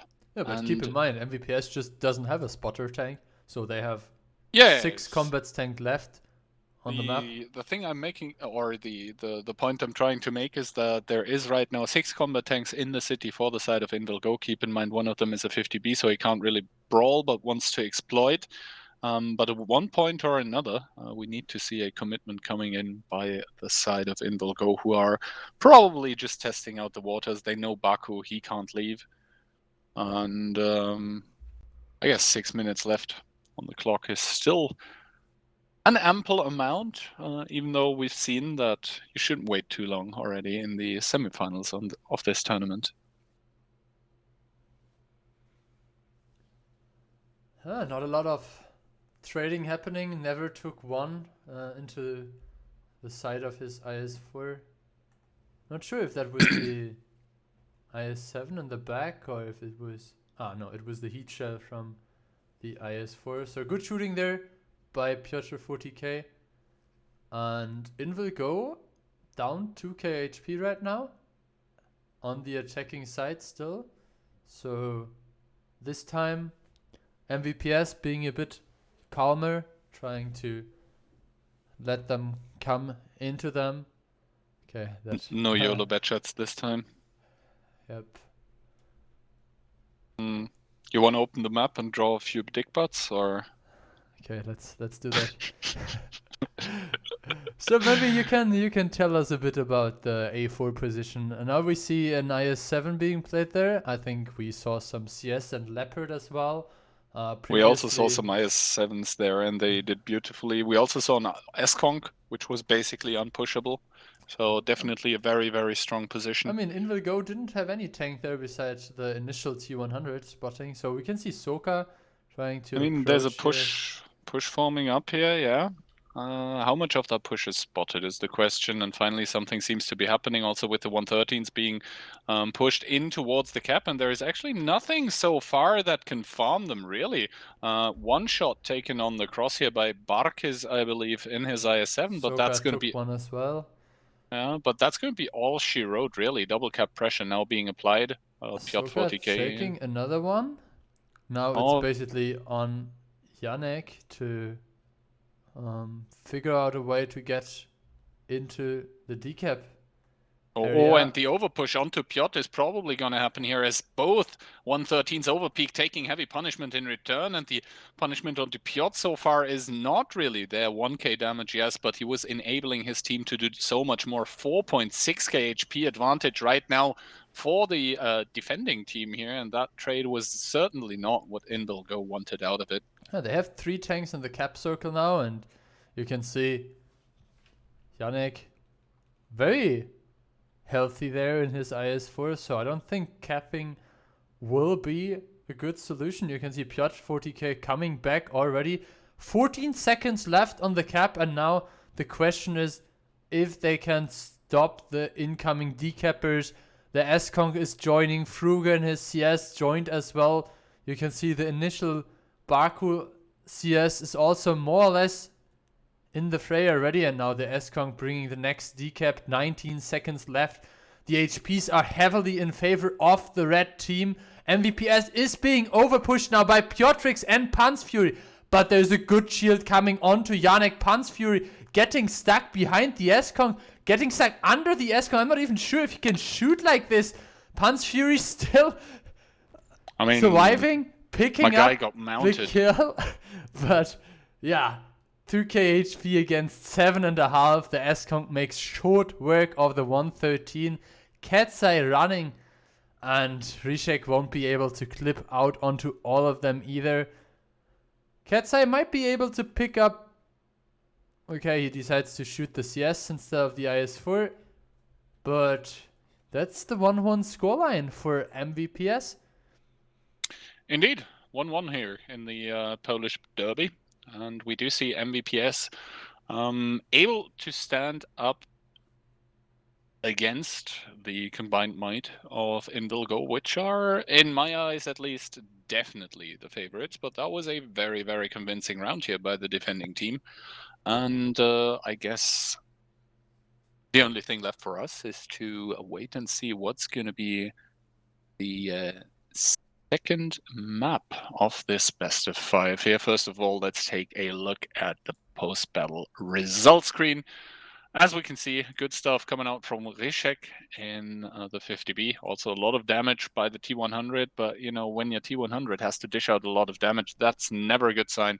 On the other side, Villain just barely breaking the 4k damage mark. So good stuff from him as well. And the next map is gonna be Yimki. Yeah, you can see scorelines are 1-0 for Haichatak, winning their attacking round on Ghost Town. CSA will now be attacking, and from what I remember, Saka was not a big fan of attack on Ghost Town, so maybe Frawley can take care of that one. Clueless now taking the 1-1. I think they were leading, right? Didn't you say that they had the first W against Holovnici? So 1-1 after Ghost Town there as well. Both teams won their defending round, and yeah, you watched it. Invil go versus MVPS. Is there, by the way, a reason that they named themselves Invil with a W? Is that because they are going for the W's? Because I mean, there's a God, please. Why wasn't it me making this joke? I mean, there's an L in the name as well, right? And they have a second L. No, that's but crossed that is crossed out. So. Okay, 5-head wine glass. I don't know. Oh God. I mean, gotta take another hit, bro. I mean, I tried. Okay, we are heading into Himmelsdorf, and once again, it's going to be Indel defending first, I believe, and MVPS going to be attacking. I mean, so far we see double B. Barkis is playing the 50B. Stop giving those kids too much McDonald's food, Key. They're flipping the burger again. What? What are you trying to say? I mean, Barkis performed pretty well in his IS-7. Solid stuff there, sniping. But, yeah, the bed shot was a bit of a... I don't know. But what does that have to do with feeding kids burgers? I mean, McDonald's burgers, flipping the burger, coin flip. Maybe you're too old for that kind of memes. Yes. You know, like, just forget about it. Okay. Basically, the joke was that all the players in LoL esports and in LEC that were not picked in the off season had to work at McDonald's. Oh. So, okay. How the fuck was I ever supposed to know such inside stuff? Man. Okay, in we come with the lineups though. MVPs as mentioned, 1CS, 1277. Then we got Triple IS4, double 50B. Invil Go on the other hand, they do have Piotrix on the bad chat, Triple IS4, 150B, and a double 113. So basically trading a bad chat for a 50B, and also trading some speed with the 277 and the CS for a double 113. Speed. Basically. Power. Speed, violence, momentum. Exactly. So, Barkis now driving in here. I'm happy to see that he switched on a CS instead of the 50B.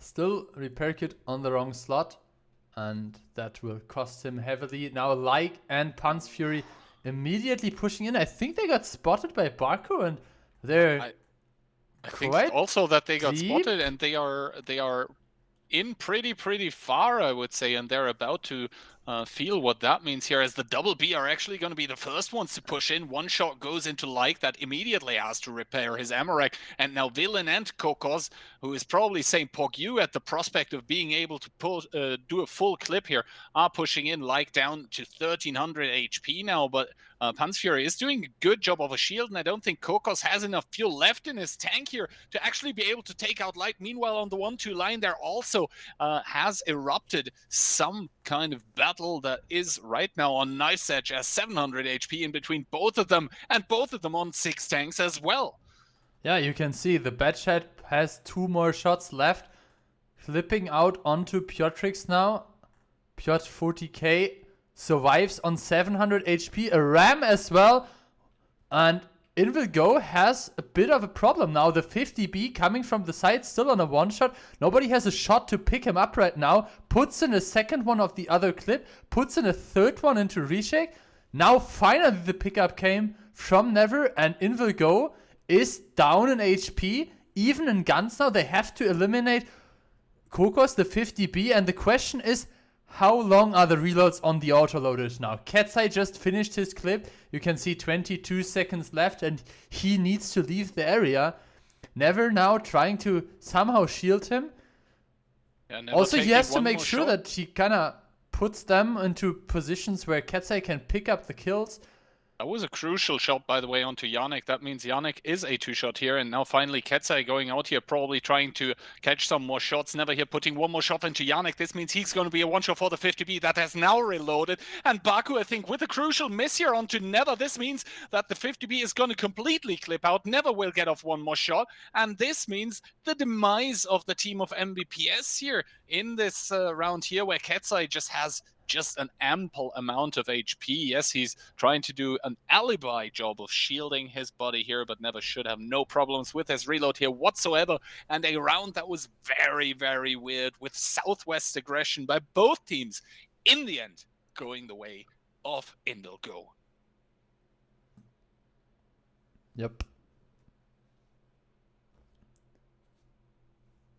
All righty to right. That means match point as well for the team in the mellow yellow here. And match point as well for 2 other teams here, as Clueless now, after being up 1-0 against Holovnitsi, now trailing here to Holovnitsi with the match point.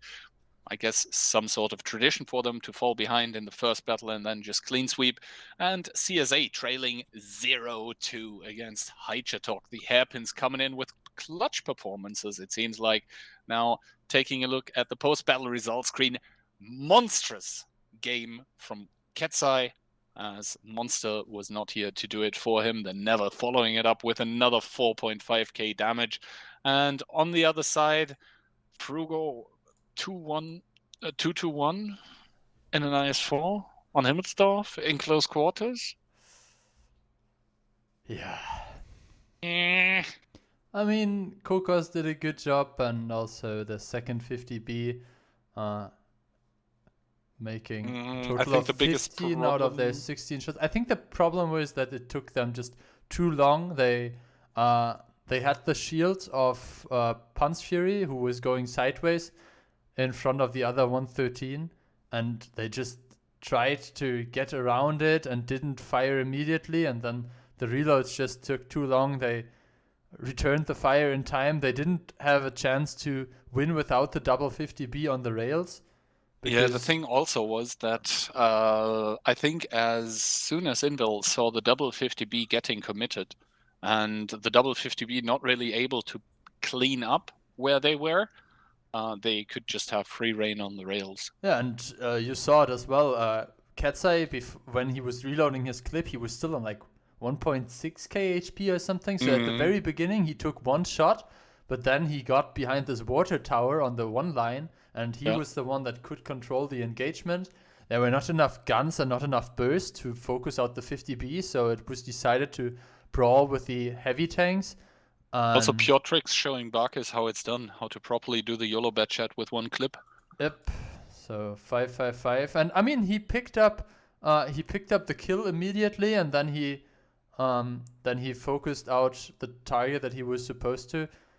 I mean, the Batchat took 5 shots, not a big surprise, but in the end, he did what he was supposed to do, I guess.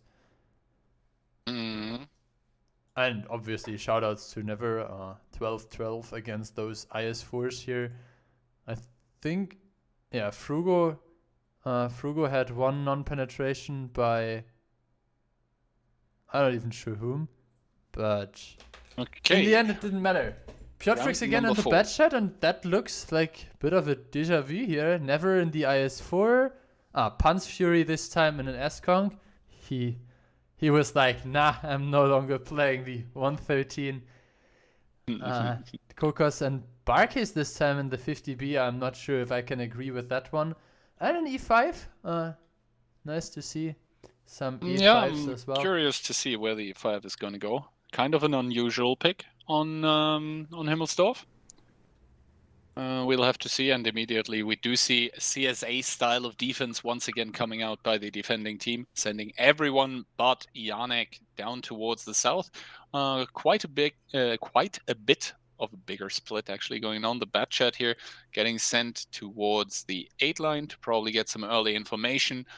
Triple heavy tank getting sent up towards the hill, and double heavy tank, or actually triple heavy tank as well, towards the 8 line. And it's all down to the Batchat to collect some information, as he does, spotting out the E5 immediately.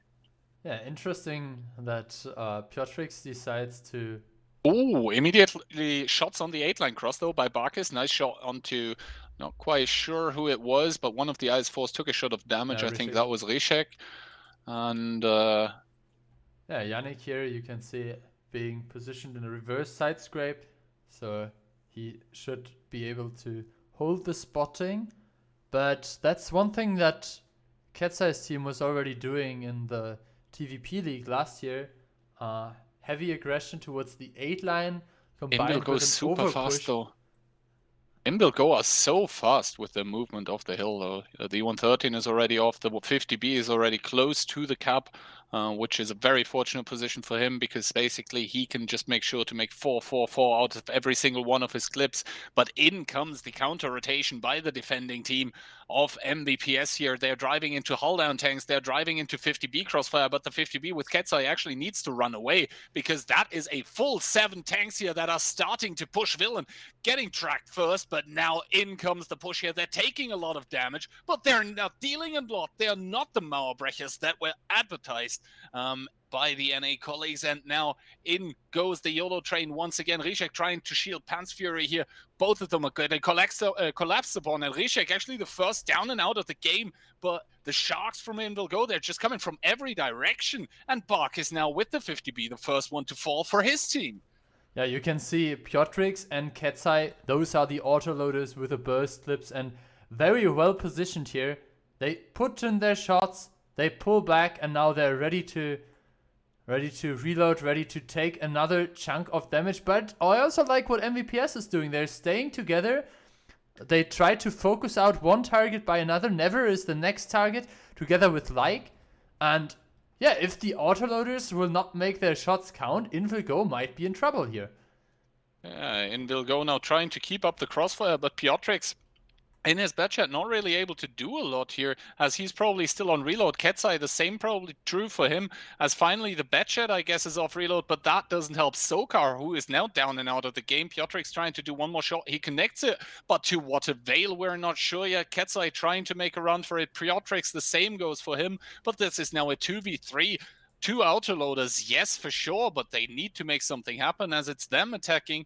Piotrix probably not on reload quite yet, but he's going to drive into Frugo, who is already expecting him, who is taking shots into his side by the 50B. And indeed, it is the Batchat that needs to tank now, going close, taking another one by Yannick, missing one of his shots. That is not something you see usually by the likes of Piotrix and others. And Frugo now down to a one-shot here, but those autoloaders, I think they're probably running out of steam very, very soon, as that was one miss by Piotr that could be costly, but I don't think it should or will be.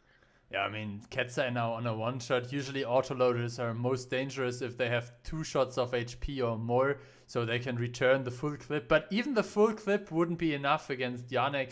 The HP advantage is just too big now, and with Piotr 40k getting closer and closer in the IS4, this game looks pretty much over. Just as I was speaking, Ketzai puts in another good one into Janek. Yeah, but Piotr is almost there, and Piotr will be able to take the W over Piotr tricks. So carefully approaching. Taking a low roll, but Piotr seems to be on reload. So Yeah. Okay. So scoreline of 2-2 after Himmelsdorf and Ghost Town. We will go into a tiebreaker. If I remember correctly, I put Mainz as the final map. Let me confirm that. Yes, Mainz is the final map. And we can take a look at the post-game stats. Oh, Rishek this time. 4-3-1. Yeah.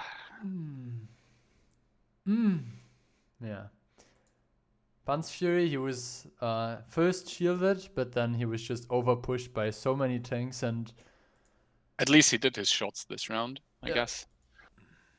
What are the other results currently? So Holovnici, yeah, 3-1 victory over Clueless. CSA against High Talk still going on. So CSA actually holding in and holding strong there. Need one more to make it to the tiebreaker, and tiebreaker is exactly what we are going to see in a minute or two in between Invil Go and MVPs. yeah, Mainz being a bit of a defense favorite map, I would say. We saw several good ideas on how to break it, both with pushes over the water side, pushes directly into the cap circle, or over pushes even. I think it was Invil who did the last tournament, directly pushing into Fame around the hill on the city side. But yeah, we also saw 2 non-successful attacks today. I remember a bit of a 60 TP difference there, pushing into the mouse, but also 60 TP diff, you mean? Yeah. Or super heavy diff? Super heavy diff, exactly. And yeah, Tankistar, who was sniping the 113 Capolas. So guess we will be waiting for either the CSA Haichatalk tiebreaker to happen or the end of that match. Haichatalk could close it now. They are defending on Himmelsdorf as we are speaking. And obviously we will see a third map here between. I wonder what it is though with a southwest orientation on Himmelsdorf by all of the teams, or a lot of the rounds that we've seen so far. Normally people were making like 8-line hill, stuff like this. Didn't really work the time Invil Go, I think it was, tried it. So maybe southwest, new meta. I mean, we still have not seen a team doing this traditional E3 in the window, or the E100 behind the corner in the northern or cap. IS4 backwards side scraping. Exactly. So those are obviously still options, and I think it's an interesting fact to consider that even though there are so many tournaments that were played already on Himmelsdorf, and so many things that were explored already, there's always like a slight shift in meta, and even if there isn't, Himmelsdorf just gives you so many options of what you can do. And yeah, I mean, we saw it, even though people have seen things happening on Himmelsdorf for hundreds of games. Oh, Heichatok just won against CSA.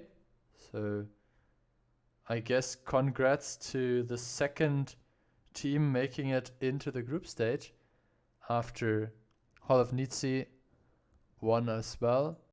So yeah, what I was saying is we saw a lot of stuff already on Himmelsdorf, and there are just so many options that you can never know what they are picking.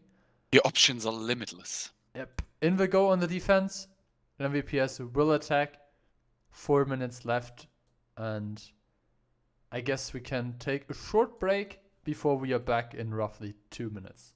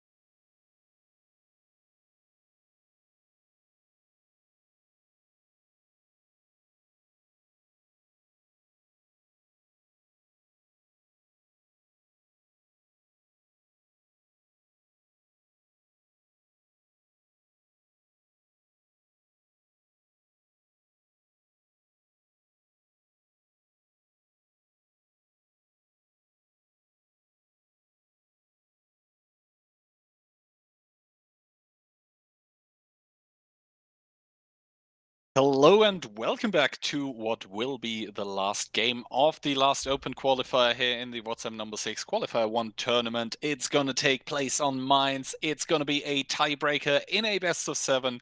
We do have the last game in between Indel and MBPS on our hands here. You can see we are right now in the MVP's team. One player still needs to select a tank, but so far we can already see double CS, double 277, one IS4, and an S-Conk being selected. So only the 7th tank here, which is going to be a 113. And MBPS is going to be attacking with that lineup. So Indilgo probably choosing defense for this last game here. Probably having a faster attack in one of the past 4 ones. And in we go. On the other hand, Indilgo are going to be defending with double TS, 1E5, double 277, 1 IS4, and a B. That is an interesting pick for Mainz, in my opinion. I would say the B is more of a traditional pick, before we had this meta with the CS and the newer tanks with the VZ. You often saw the 50B and an E4 in the defense of mines, trying to, I will quickly mark it on the map, trying to basically prevent this push with shots from there. So usually the 50B is there to aim on the 1-2 line. And we can see immediately here Frugo doing something similar that Monster did in the round before, I guess he just elevates the tank so his gun is high enough to spot, or at least he tried to, because Like is not spotted, not touched so far. Now, never gets spotted, but I think never got spotted. Oh, good shooting by Barkis. Oof. So, in will go immediately down a tank. Look at the HP difference as well. Frugo taking a shot now in his CS. I think he just had to change the mode back to the quick mode because he's driving in the water. But yeah, that means that only one tank is left on the 1-2-3 line, and we will need to see how the reaction is coming in there. Piotrix taking 2 shots immediately. We saw Tankisto playing there earlier. Can you tell us how many HE shells are left in this 277? Let's take a look at Piotrix. He does have 5 and 10 AP, 20 heat to go with it. So what tank do you prefer there? 113 or 277? Ugh, neither. I like the IS-7. Okay, IS-4 is being pulled towards the cap. Oh, there is now a repush, by the way, by actually the 113 and the CS that tried to backstab the hill tanks, but instead in his 50B had a different plan for them. Yup, instead they are going to be heavily farmed from the hill with the 50B. That is a good play there by the 50B, and now the E5 actually coming close. The cap not really an issue yet. Frugo dropping down to a one-shot. Sokar taking one shot by Kokos, I guess, for reducing Frugo down to a one-shot. A trade that he's gladly making. And Frugo picks up from the back. And now it is E5 against 113 DPM. However, it's an unfair 1v1 as Yannick is able to cover Kokos from above. But keep in mind, 18 seconds, make that 26 again, make that 33 again. And Sokar bouncing a shot here against Kokos, who is overpeaking and does a critical with damage into the lower plate of Sokar. So maybe even an Amarak if he got unlucky, or the driver, can't really be sure right now. Let me check that for you. Sokar, okay, so his medkit is on reload. It was the driver, but now Panzfury, the IS-4, he's getting pulled on towards Kokos, and if the rolls go the way of the team in yellow here right now, this might as well be it for Invil Go, who are right now 2,000 to 3,000 HP up here, and Kokos indeed down to 512. Sokar doing one more shot into Kokos before getting rammed to death, but getting picked up by Panzfury. And Invil Go, they just have such a gigantic HP lead right now. They just need to convert it. Yeah, you can see those 4 red tanks there trying to somehow stay alive, but shots coming from all directions. If you're trying to angle towards one tank, another tank will be able to find a line of fire, and down to 1,700 HP already. Invil Go with over 6k HP remaining, and I guess there is a reason why Invil Go made it into all the last tournament playoffs. So good stuff here coming from Invil Go. I really liked what Ketzai was doing there in the 50B, immediately reducing the CS to 2-shot, and then the E5 could pick him up. Panzfury with the last kill onto Yannick, and that's it. Okay, so that means we have 5 teams confirmed for the group stage. The 2 invited teams obviously being Gnomi and Postro. They are the 2 finalists of the 5th WoT7. And now we have Holovnici, Invil Go, and Haichatok. So 3 out of 5 teams, Invil/Pure or whatever teams. I mean, already against. There are some mixed teams with Fame players and so on in it. But yeah, Haichatok being so far the only non-Polish team that made it. But Polska Gorom, I guess. we will have to see who is coming through qualifier number 2. I hope everyone enjoyed.